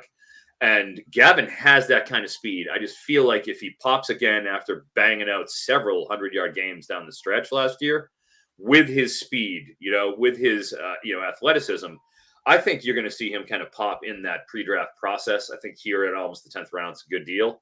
And because I had kind of prioritized QB and wide receiver, Jadon Blue, fine, let's take a shot in the 10th round. Again, another Texas guy. Jacoby George is a favorite of mine. I think you're going to get kind of both sides. You're definitely going to get the CFF side, but then C2C, I feel like, man, he's one of my underrated 2025 wideouts that I think pops this year. Colby Young left. He's at Georgia. He's got that outside to himself. Trader could have some time as well, but I think it's his time to shine. I like him better than Colby Young. He's kind of a personal preference thing. And then Jacoby Lane, let me tell you something. He's the 4th USC wide receiver taken. He will be the second one in terms of when this all shakes out with this class. He'll probably be right there after Zachariah Branch, in my opinion. I think he's better than Deuce. He played better in the spring. I'm in touch with the people around the team. I was at the spring game there and was certainly asking around. Everybody around the team is talking about Jacoby Lane as being the next true Drake London, Michael Pittman threat for USC. And frankly, we've seen it on the field, both at the spring game and in the bowl game, as Felix had alluded to. So he is a guy I didn't want to let go before and not discuss him. Very high on him. Think you can get him. Look at us. 12th round here. Smoking deal. Hop all over Jacoby Lane. Jacoby Lane, one of those guys I think you need to prioritize. This was a startup mock draft, but he's probably out there in most freshman and supplemental mock drafts. You need to prioritize him maybe at the end of the first round of your freshman draft, definitely the second round. I mean, he's having, just think about that wide receiver class. Zachariah Branch, Mekhi Lemon, Deuce Robinson, and who's everybody talking about? They're talking about Jacoby Lane. It reminds me very much of Adonai Mitchell's trajectory at Georgia, because he was the 3-star wide receiver in that class, and again was the one who kind of showed out in the spring game. So go ahead and prioritize Jacoby Lane. Frotton, I realized when I introduced you, I didn't even say NBC Sports. How could I leave that out? I've been listening and watching you guys on the Fantasy Points, the CFF All Access show. I didn't even say, did you find your work at NBC Sports? Yeah, you will find my work at NBC Sports as always. But when it comes to my college fantasy content, actually, I'll be putting out a slew of my college fantasy related articles on Fantrax directly, because we're trying to go and make sure that we have as much content, as much as I can possibly give to educate people that are coming over to play. I want to make sure that I can put my sort of deep, long form content. Been in the lab. I've got quite a few coming out. So I'm actually going to be doing some of that with Fantrax this year, as well as, of course, NBC Sports once the season gets rolling. But, getting out there and making sure that I can spread as much of the college fantasy love as I can, just like you do every week here at the Campus to Canton, network. You guys have done yeoman's work, nothing but the utmost respect. Thank you for all that you do, each and every one of you. But everyone knows Moxley's my best favorite. I can't help it. I love Moxley. I love you, Mox. Can't blame you. Thanks for coming on, buddy. Frotton, thank you for joining us tonight. And Nick, you're a family member, but we will. I'll get you. Let's see. Can I pull it? I messed it up. Hold on. Let's see. All right, there we go. Nicholas Ian Allen, you had the most, unique draft strategy, but very specific to you, where you went CFF heavy. Ashton Genty in the first round, Ollie Gordon, Darius Taylor. Darius Taylor, for those who have not been paying attention, a sophomore running back at Minnesota, and PJ Fleck, going back some time, has always relied on a bell cow. You got Muhammad Ibrahim a couple of years ago, and even before that, I feel like there was another running back I'm forgetting, but they rely on a bell cow. So Darius Taylor looks to be that guy here in 2024. He's in the third round. Amarian Hampton, the player of the year in the state of North Carolina, 2 years ago, coming out of high school. In the fourth round, Caden Salter, Byron Brown, Jalen Royals, Joey Hobarth there at Texas State, Poafili Ashlock, who had a great opening game last year against Vanderbilt, if I remember correctly. Garrett Green at West Virginia, Sean Atkins, who's going to be catching those passes from Byron Brown, and then Bryson Nesbitt, the tight end at North Carolina. Talk to me a little bit about your build, Nick. Well, I just decided to lean all the way in and go CFF just the entire draft. I noticed that basically, everybody before me wasn't going running back, had an opportunity to take the, I think, consensus number one player in CFF drafts this year. I mean, maybe you've seen Ollie Gordon every once in a while. Maybe you've seen Caden Salter every once in a while, first overall. But the vast majority of what I've seen has been Ashton Genty. And it just so happened that Brugler tweet came out, actually, I think after I made the pick, but made me feel a little bit better about it. That he said that he thinks he could legitimately be in the RB1 conversation. Didn't sound like you guys all necessarily agreed with that, but I think that just the CFF potential is huge, and certainly I think will have a professional career. And it just sort of set up that I had the opportunity then to take the number two player in most CFF drafts, and then just decided to keep going with as many running backs as I could get, taking the volume pigs approach. Of course, all of his great work. I really enjoyed getting to read that, and have certainly started to adopt that philosophy when possible. And it just sort of worked out that everybody else was going a lot younger for the most part, and certainly a lot more Devi focused. And I figured I was all the way in at that point, so I might as well just gobble up the highest projected CFF players there were. Kind of, hopefully, in some ways, I didn't learn my lesson from that draft you mentioned earlier, where things went terribly wrong. But I decided to double down and go even deeper. If we would have kept going, I had guys like Kobe Hudson and Delvin Smith, Steve McBride, or I'm missing everybody's first name up.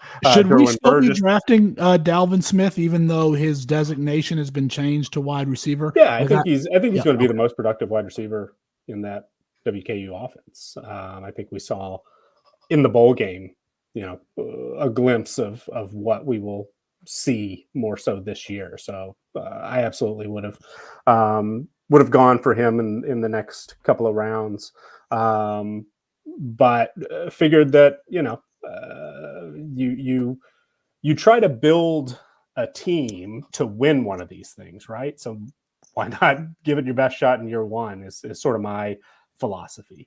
And I certainly understand that might not be the best long-term strategy. It might end up, putting me in a situation where I have a longer, more difficult rebuild after this year on the college side specifically. But as far as, the C2C format of the game, which admittedly I'm still very, very new to, I said it a couple of times, but it makes sense in my mind. Hey, I get to draft an NFL team too. So I kind of treat these drafts as part of one big thought.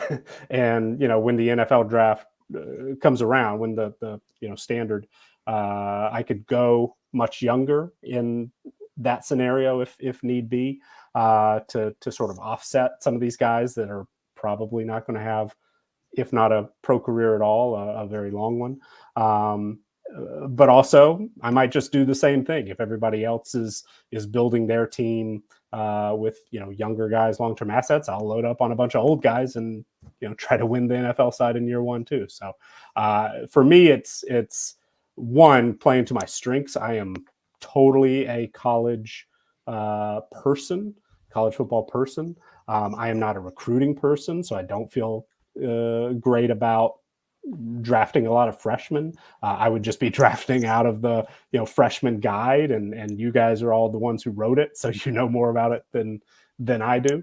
But then it seems like there's maybe a little bit of value where everybody's waiting on those CFF assets, and I'm just going to gobble up as many as I can and try to give myself a little bit of an edge early on by playing to my strengths.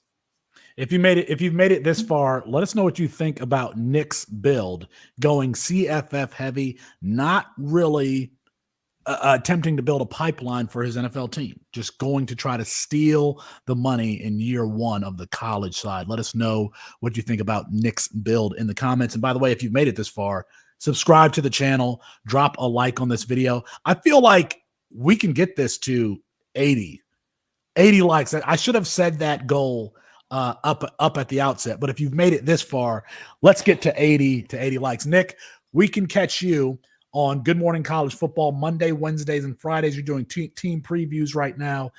The team profiles for 134 FBS teams are available in the C2C Winning Edge product at campustocanton.com right now. What am I forgetting here?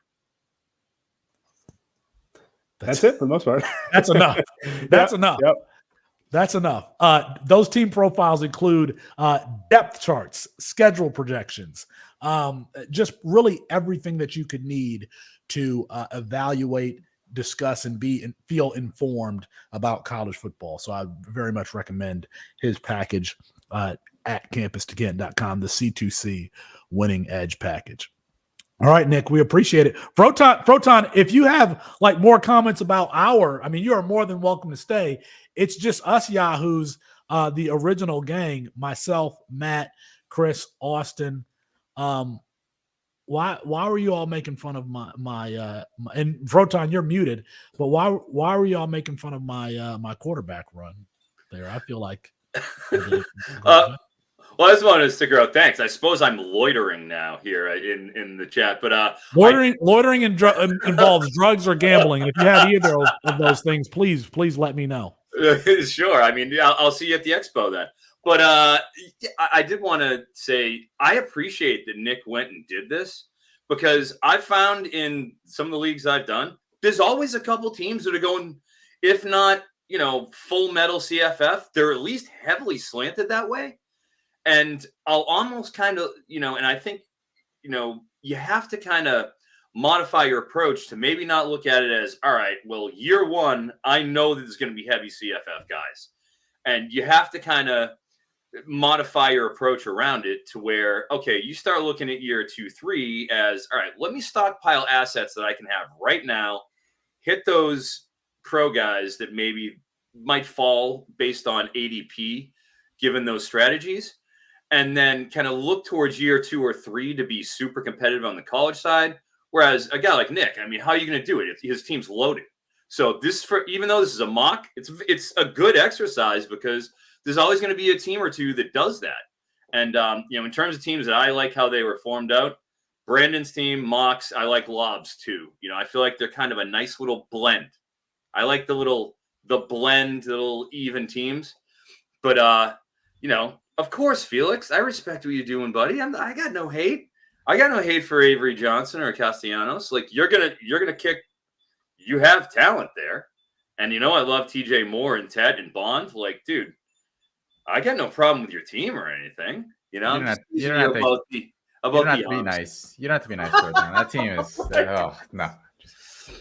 Well, I look forward to seeing you guys at the expo. I'll be tomorrow night on Jared's show with Nate and Josh, where we're doing a true industry or not industry, but like we're taking what an actual composite CFF draft, freshman and entry draft looks like, with all guys from like in our leagues. So I'm really excited about that because it can give the viewers a real apples to apples comparison of what they're looking at with these freshman drafts. So, it's supplemental draft time tomorrow on Defending the Natty with the guys on the Campus Canton Network. I will politely bow out and thank you for having me on. But I had a great time, and I think this is a really important exercise for people who are learning C2C and want to see what a draft looks like that could succeed. And that's exactly what we're trying to do. We're trying to make this format digestible for people who are trying it for the first time. So, Frotton, we definitely appreciate you coming on and the work that you do to be an advocate for the college fantasy space. We appreciate you, man. Absolutely. Bye, guys. I want to go over my team. I want to go over my team now. How about that? I took Tetero McMillan at the one. I mean, I feel like Tetero McMillan is locked into the top three. Great body control. I think he has better moves after the catch than you would expect for a player of his size. Former volleyball player, but like former elite level volleyball player. Is that right? I think that's right. I recall that being right. Isaiah Bond, the speedster out of Alabama, transferred to Texas. I think that his speed could get him drafted in round 1. Caleb Jackson, who is a bit of a bruiser. He was one of your boys, Austin, and running back seemed to be dwindling at that point. And as a matter of fact, the only 3 running backs taken in that round were Darius Taylor, Devin Neal, and Caleb Jackson. The next running back taken was Jordan James. Caleb Jackson is 220 pounds. He plays for LSU. I think that he has a chance for day 2 draft capital. And Frotton mentioned TJ Moore, who I took in the 4th round. I mean, I think on the freshman ranking show, I comped him to Detroit Lions Kenny Golladay. So a big wide receiver who can get deep, who has really sticky hands. That's TJ Moore. Apparently, ESPN likes him too, because I just got the ESPN alert. So TJ Moore took him in the 4th round. Barian Brown, we had a very lively discussion on him during the ranking summit. A guy who can score rushing, returning, and another guy with speed, like an elite trait, the speed with Barian Brown there for UK. I took Katron Allen because I needed another running back. I don't know that Katron Allen is my favorite prospect. He feels like a jack of all trades and master of none. And by the way, that jack of all trades does not include his pass catching. I don't see him being really a weapon in the passing game. But for Penn State there, I took Walker White. I like size in players. Walker White out of Auburn is going to be with Hugh Freeze there, but he's a big bruising quarterback who is physical in the running game and has all of the tools to be a very good passer. And he's got 2 trees in freshman wide receivers and Perry Thompson and Cam Coleman to throw to over the next 3 years. That's the other reason why I like Walker White. I took Ty Warren, who I think is going to be, a top 5 tight end or so in this next year's class.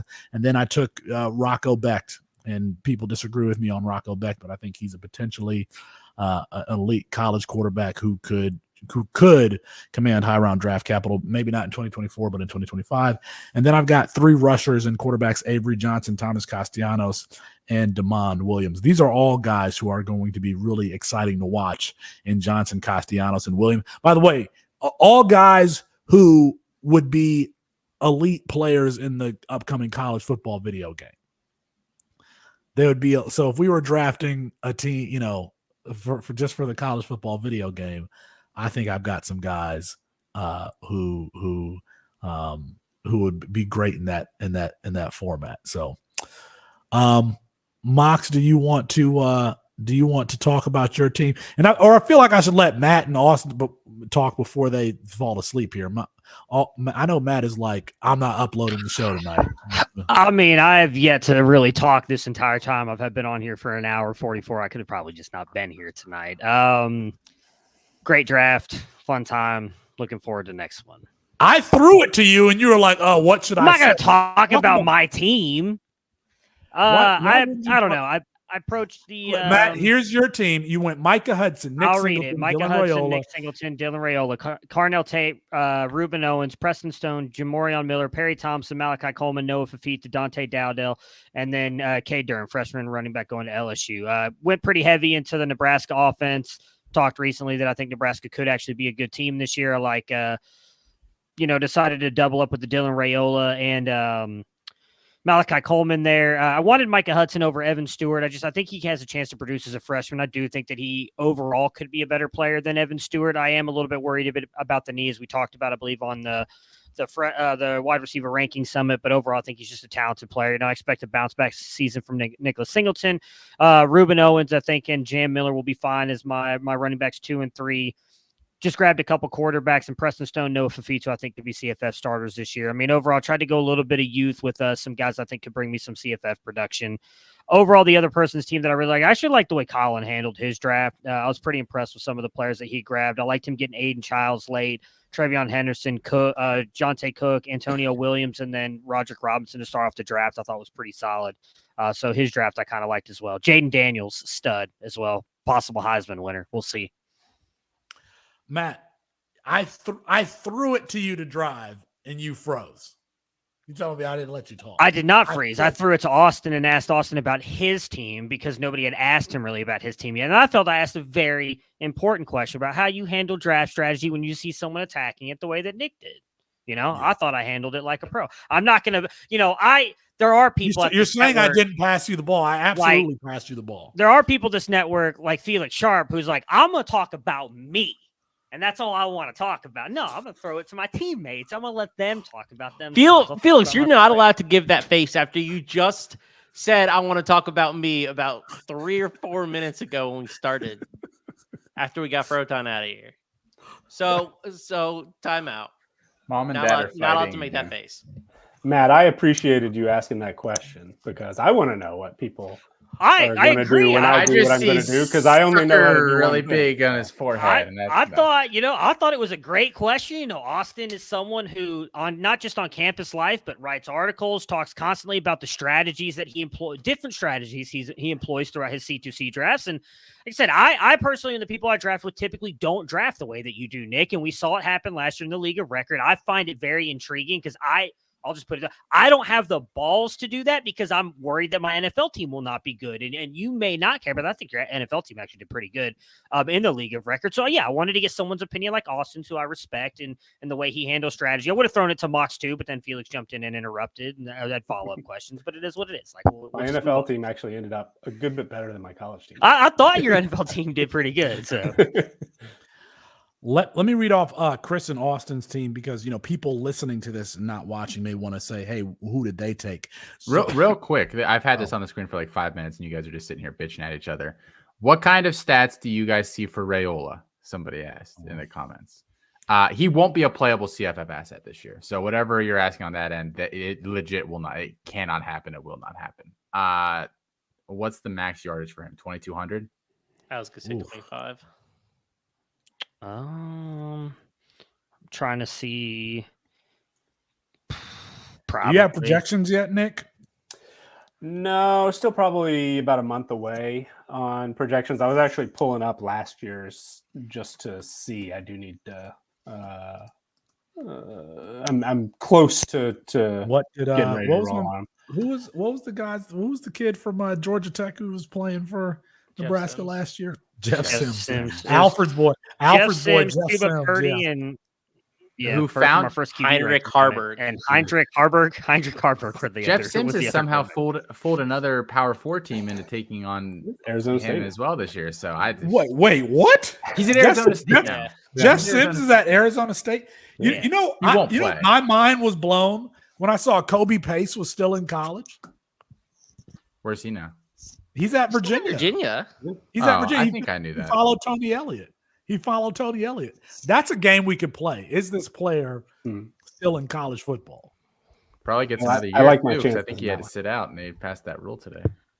Yeah. I had at the end of last season, I had Nebraska QB1 in a 6-point passing touchdown league projected for 20.9 points per game. and I imagine that number is going to drop a little bit when my projections for the preseason are done. So not great. 2,000 yards, 14 and a half touchdowns. So, yeah. Real quick, I was just like, my phone just died, so I couldn't get through all of Temple there. But every year at Baylor and through at least a couple of years at Temple, all his quarterbacks went over 3,000 yards passing. I don't know that Raiola gets to 3,000 yards passing this year, but I think he can get close to that. I don't think that wide receiver core is that bad. I don't think they want him throwing that much. I think that's going going to to be the they're going to have problem. him Like run the ball, it's going to be a volume proposition at some point. Right. I think he's he has no rushing upside, which is I agree with you. I'm not talking about him as a fantasy CFF asset.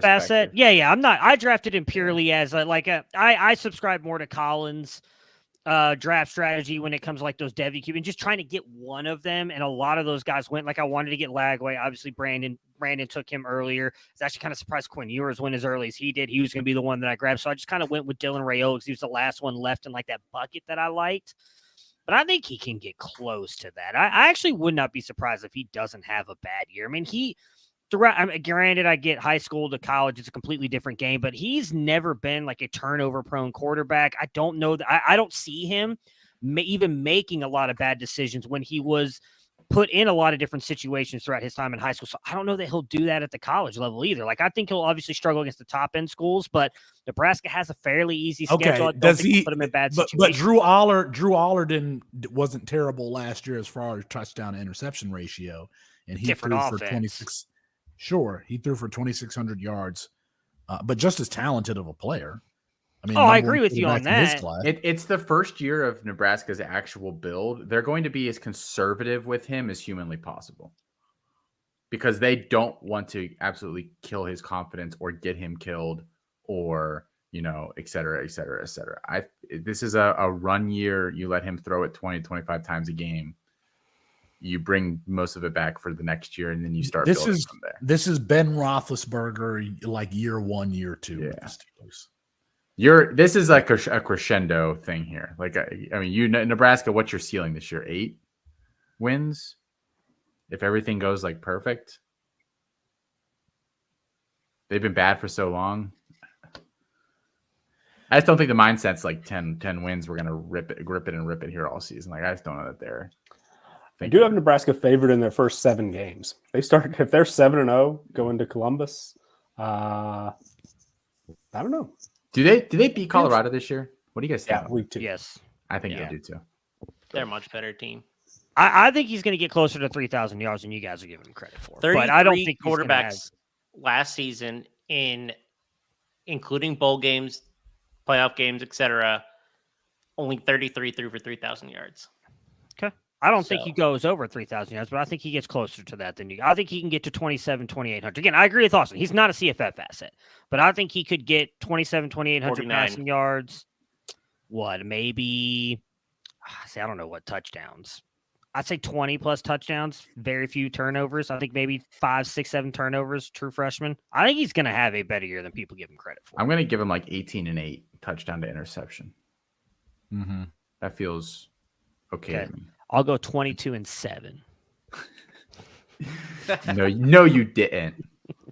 No, you didn't. I want to read Austin and Mox's team builds here really quick because people listening to this. Wait, you don't get me out of here. You don't. I don't get to leave now. You let everybody else leave after. You're not a guest. You're not a guest. You're not a guest. You live here. All right, Austin. We're broadcasting from Felix's dungeon.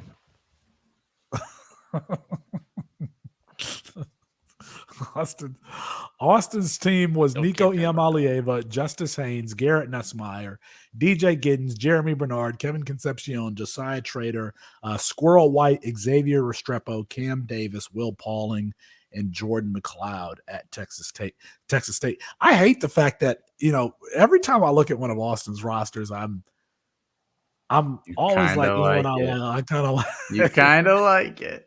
Yeah, but these are all guys. I mean, a lot of the guys that you took, Justice Haynes, Garrett Nussmeier, DJ Giddens, those are all guys that I've talked a lot about. I like those guys. I thought So honestly, I think some of these guys are players that I wouldn't always take, but I feel like some of these guys fell a little bit from where I'd expect. Now, those drafts do not usually work out well for me when that happens, so this team would probably be crap this year. But I mean, I like my first 5 picks quite a bit. Yeah. You guys twisted my arm to making me take Kevin Concepcion. Like round 6 is fine for KC, I think. Like I just see him go round 3, round 4 a lot. And that's He was rich. surrounded. So before Kevin Concepcion, Byron Brown went at 604, and then Tez Johnson, Preston Stone, and Alec Minor went after him. I mean, I could see. I wouldn't take Tez Johnson over Kevin Concepcion. I would consider Alec Minor over KC. But I mean, I like Alec, but I think there's a lot of risk there. I think so too. He's not a hands catcher. He's very physical, but he's one of these body catchers, which I think is a problem. And one thing I will say real quick, because I know, like, I don't know, Nick, like how far you would continue just taking CFF guys. Like how much further would you go? As long as we let you? I mean, is that like the... I was thinking about that, and I think I would go the whole way. Like, I think I would just grab as many CFF guys as possible, and it would depend, I guess, a little bit on, what's the waiver situation, how many rounds is next year supplemental, and stuff like that, I guess. But I think what I messed up in last year, and I know not everybody listening knows how that draft was last year, but I almost didn't commit all the way. Like I kind of shifted gears a little bit. I messed around and tried to get too cute on some like quarterbacks in waiting in. Well, that's also a start 3 quarterback. And, so like, I don't know that was necessarily a bad idea. I tried to do the same thing at one point. But I think I would just, go as long as I possibly could. And I'd start taking some players that I think have CFF, young CFF value players, if that makes sense. Like the Hawaii quarterback is somebody I'm going to go after every single opportunity I get, because I think he's going to be a 4-year starter in 5 years potentially. But yeah, I would have kept going 40, 50, 60 rounds probably. So the reason I asked that is because I'm a big believer in like having just enough CFF assets, and if it doesn't work out, you can kind of trade them away, accrue some like early mid-round picks for the supplemental draft the following year, and then it's kind of makes it, if you it's really hard to F up that build like 3 years in a row. Like at one point you kind of hit pay dirt there on that. But like I look at your team is like obviously better than mine from a CFF perspective through 12 rounds. But I don't think mine is bad. And if a couple of things bounce my way, I think my team would equal yours depending on, again, on how far you go with your build. Because I have guys that I think are going to be top 36 receivers in Restrepo, Squirrel White, Will Pauling. Bernard could get there. And then I know I'm the low guy in Concepcion, but our CFF team has him as a top 20, 25 kind of guy. Giddens, I think we like from a CFF perspective this year. He's a first or second round guy.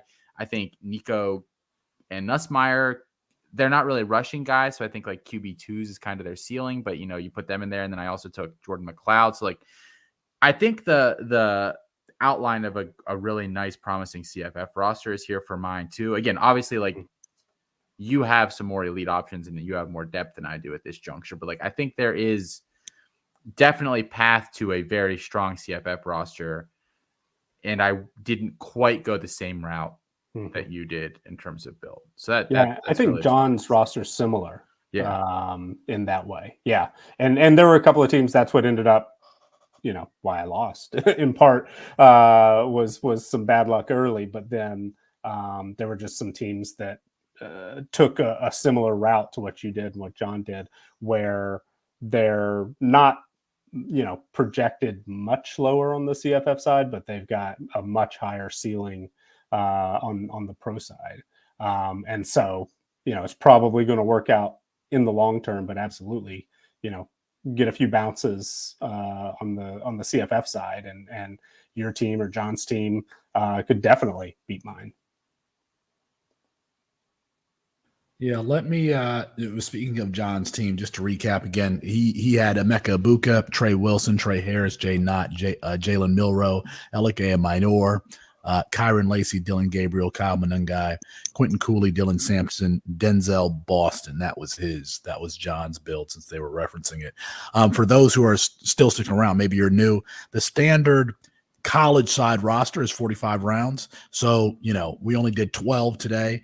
The names would start getting obscure, maybe, I don't know, in 5 or 6 rounds. I don't know that they would. They probably would, actually. They probably would get obscure at some point.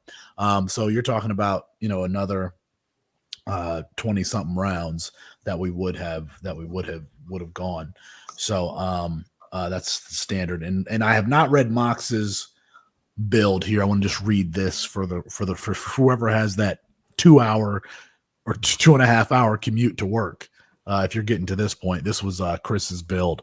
Luther Burden, Arch Manning, Connor Wegman, Cam Coleman, Drew Aller, Colston Loveland, Luke Lachey, Cam Ward, James Peoples, the freshman running back at Ohio State, Parker Jenkins, Luke Haas, and then James Marshall at Michigan. You took the Michigan and Ohio State freshman there. I thought Luke Haas might have been your best pick. I'm a big fan of Luke Haas. He's another one of those guys that has like the highlight reel dunks on his high school tape. Really athletic guy. He's just kind of small. He is small, but I really wanted him on the way back around. Mox didn't make me very happy. You can just pick a tight end. Well, the thing is that I still have 5 or 6 other ones that I was also looking at. Nesbitt went. And it was super early too. I don't know. Was that you that took him, Nick? I'm sorry. Bryson Nesbitt. Did you take Bryson Nesbitt? I did. He's always been a favorite. Should have known. I know. I was like, should have known that was you. But there's still a lot. I would have guys waited a left on couple my of list. rounds. Taylor is still there. RJ Maryland. Jaden Riddell is still there. Ronaldo Fairweather. I don't like Fairweather. We have him as like a 65th percentile athlete. Like he's big. More like bad weather, am I right? But I'm not a big Rivaldo Fairweather guy. He's like real low for me. Like I'd rather take like who's the dude from like Oregon is a guy that I've been taking. Terrence Ferguson. Keon Sadiq. Like some of those guys. Sadiq is Arliss Boardingham still on the board. Felix is your guy. Yeah, I do like Arliss Boardingham. Caleb Odom still on the board. I've always been a Mason Taylor fan. He's still there. Yeah, Taylor's still there. Mason Taylor's still on. Looking at the Campus to Canton draft tool, which I was using as this went on. Wait a minute. Did LSU's tight end go from Randy Moss's son to Jason Taylor's son? There was a little bit. Jack Beck was in the middle once. Yeah. I don't remember who else. I just realized that. Oops. Yeah, it's not all about me, he says, as he makes himself huge on the screen with just his face. Press the wrong button. But yeah, so there's a lot of the good tight ends left, in my opinion, for whichever kind of build you want to go. So I wasn't freaking out about it yet. Rapplier, Lawson Lucky, Caden Priestcorn. I mean, it's a pretty flat tier. Yeah. Was Oscar Delp drafted? I don't think Oscar Delp was drafted. No, he's still there. Yeah. I'm not as high on Oscar Delp as a lot of people seem to be. Would it shock you if any of those tight ends lead that room this year, though? Like, it wouldn't shock me if Oscar Delp leaves that room. It wouldn't shock me if Lawson Lucky leads that room. It wouldn't shock me if Ben Urasek leads that room. Like, any of those all three, that could happen. I don't think Urasek transfers there unless he's going to be, used prominently in the offense. But I would say the same thing about London Humphreys, and it doesn't seem like London Humphreys. Who was the last Georgia skill guy that they brought in a transfer portal, though, that they've actually used? I mean, Dominic None Lovett. of them. They use Lovett. They didn't use Ra Thomas, but no. Lovett was playing in the slot. Lovett was used. 70 targets. He led the team in targets. Did he really? Yep. Sorry. They just Powers had 71. He led the amongst what? Rocky was hurt. Yeah. So he should have stayed at Missouri. It's a different discussion. He should have. No wide receiver should go to Georgia or Michigan. to go to Pitt. I think we ended with that. I do not yet. I'm almost I Drew Aller. I think he's thinking too much, and I think that he palms the ball, which causes some loss on velocity. Because I was watching that spring game, and I'm like, why is this hitch route like hitting the ground? And because Mox, you drafted him. Yeah, I did. I remember watching him, and I remember watching that Penn State spring game, and I was like, ooh, this is almost like do not collect go, do not pass go, do not collect $200, especially at his price point. They didn't show anything of the new offense this spring. It's not an offense thing. It's like a mechanics thing with him. Now he's one who I just think the upside is insane. I think that he's one of the most physically talented players playing football of any kind, college or NFL right now. But he does not seem. No, I like the arm. I believe that. I believe that. But that mobility with that size. But he's like Ryan Perrilloux at one point. Ryan Perrilloux, you guys are too young. Do you remember Ryan Perrilloux? Sure do. Ryan Perrilloux was one of these guys who was just physically advanced. They said that he went to the Manning Academy and he was like, who? They were like, who is that guy? They thought he was like somebody preparing for the draft, and he was like in 6th grade or something like that. And then Ryan Perrilloux never panned out. But anyway, I just saw a lot of mechanical issues with Drew Aller. Like hesitation. I don't know how to describe it. But Matt, maybe you and I, when you wake up in 2 days. So Matt does not like staying up late. No, because I have to be up in less than 5 hours, so I'm not like overly thrilled about this. You don't have to. Also, I'm going to upload the show. Well, I just asked if now we're doing this. I just asked if I could bail, and you're like, no, you live here. No, you must stay. Okay. No, you said I didn't give you the exit. I'm saying I didn't give you the exit because you're not a guest. No, we're already 2 hours in. There's barely anybody listening to this anyways. If you want to do a Drew Aller video, I'd love to. I do go on vacation in 2 days, so you need to plan accordingly. But let's do it. We'll talk to Drew Aller. I didn't give you the exit like everybody else because you aren't a guest. You bail all the time. When we get into the after show part, you take off. Rarely. Usually I stay here the whole time even when I don't want to. And then you complain. I'll say like, yeah, you can go, and you just sit there with that face. Like, why can't we just end this? So I want to be a part of the team, Felix. I don't want to just leave. He's got FOMO of pressing that end stream. Exactly. Yeah. What if I don't want to miss out on anything? My thoughts on the question on the screen from Shane, what 5 freshmen you see making the biggest impact? Right now, I was trying to go through my sheets. Pretty much the only freshmen I have in any starting lineups are wide receivers. And really, wide receivers are the only ones that are right now in most 2 deeps for me. Who am I missing? Right now, I've got Cam Coleman as a starter at Auburn. I've got Ryan Williams in the 2 deep at Alabama. I think there's a chance, based on what I've read, and Shane would know this better than me, I think, but Westco, I think, could end up starting at Clemson this year. I'm hearing a lot of great things about Wingo at Texas. But beyond there, Michael Hudson, Jeremiah Smith. I know he's not in the 2 deep, but I think he has a chance to make an impact this year. But I was trying to think of a running back that I think has real roll your eyes all you want path to, being his team's leading rusher. And maybe it's late because it's, also 2 hours past my bedtime. So maybe I'm forgetting something, but is there a running back you guys can think of that? Johan Cardenas at Vanderbilt, but I don't think he starts over Cedric. No. And I saw Mike put Cam Davis in there, either not with Roy Dell and Lawrence Toafili. I don't think Cam Davis gets that much time either. And Cam Davis is learning to play a new position, is he not? He played running back for like a year and a half. It's how long does it take till not all of us are Braylon Allen and 3 years into college still haven't figured it out yet. Some people figure it out. Braylon Allen has to be the biggest wolf as far as value. Having him as a top 5 running back, and I think he's still going to be good in the NFL. He might be. I do. He's going to be fine. He'll probably consider one of the best backup running backs in the NFL by the end of this year. Yeah. And all it takes is Breece Hall tweaking his ankle 1 week, and we're going to get a bunch of 100-yard Braylon Allen. That's just how it's going to go. I don't know why he fell to the 5th. It feels very weird to me. Was it the He's not 5th? good. That's why. But I don't disagree that I think he'll be fine at the NFL. I think his And demise. he didn't do any testing either. He didn't do any testing at all.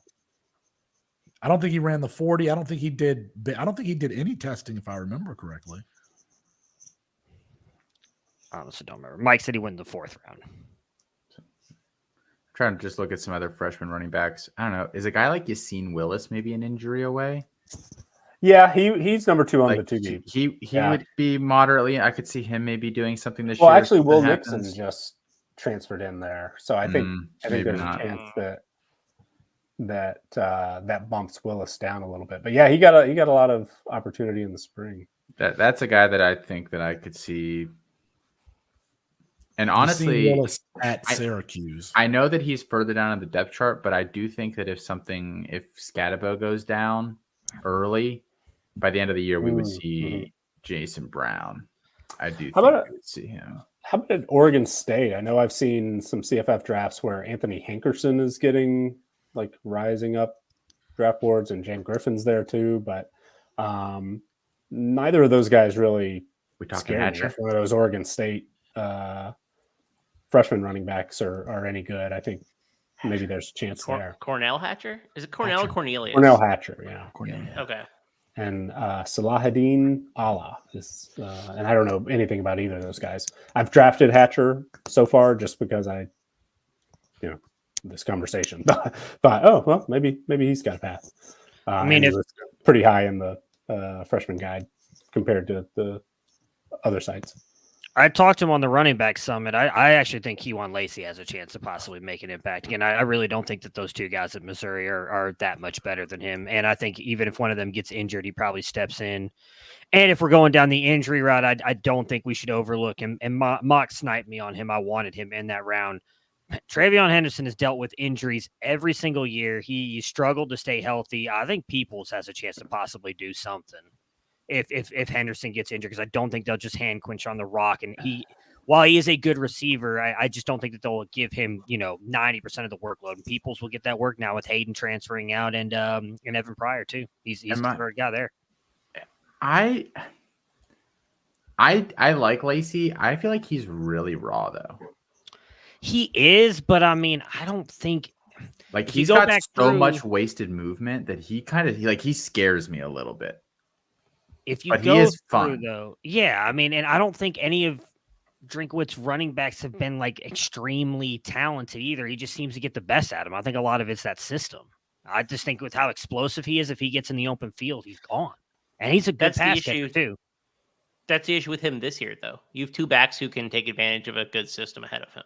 I just don't think either one of those guys are that talented. Again, I base a lot of this on the, we're a questionable person I'm trusting here in Colin Decker. If you ask Austin Nace, I'm trusting the research that he did on that, on just the fact that he had there was one running back that's transferred up from the G5 that's been successful in the Power 4 or Power 5 at the time, now Power 4. I don't know that. I personally do not think either one of those running backs are good. Again, we're going deep down the list here on guys. We're saying injuries, this and that, but I think Lacey, in my opinion, is the best back on that roster. I just don't think those guys are that good. I really don't. What about Jordan Lyle? Could we see him being the Robin there, the change of pace? Possibly. I've heard some good things about Lyle, and that, I mean, they brought Martinez in, obviously, but that running back room got real thin this spring. And we think Mark Fletcher is what? Jared brought up a good point when I was on his show a few weeks ago. I think they're going to redshirt him completely because he has Liz Frank. I think so too, or something like that. I think they're just going to let that sit for a year. Yeah. I was trying to think of who it was. I thought I read something about a BYU freshman running back recently. LJ Martin's overrated as hell, so I could see someone. Is it this guy who's listed as an athlete, Sifo Akula? That I don't know. You're asking the wrong person. I'll have to check that out. anyway, that's the sort. Yeah, I had a similar thought or similar question to Shane this time of year. I definitely start looking into that sort of thing, and that's what I would have done in the 20th, 30th round, is try to take as many of those type of guys as I could. All right. All right. If you made it this far, shoot one of us a DM and let us know that you got to the end of this 2 hour and 15-minute stream. Otherwise, Except we for will Mike be- Valerie. Do not DM me, Except- Mike Valerie. except do I will not DM. answer back. That's right. Apologies to Kirk Herbstreit. We went a little too long. We'll get him rescheduled soon. For Nicholas Ian Allen, Chris Moxley, Matt Bruning, and Austin Nace, I'm Felix Sharp. Good night. Good luck.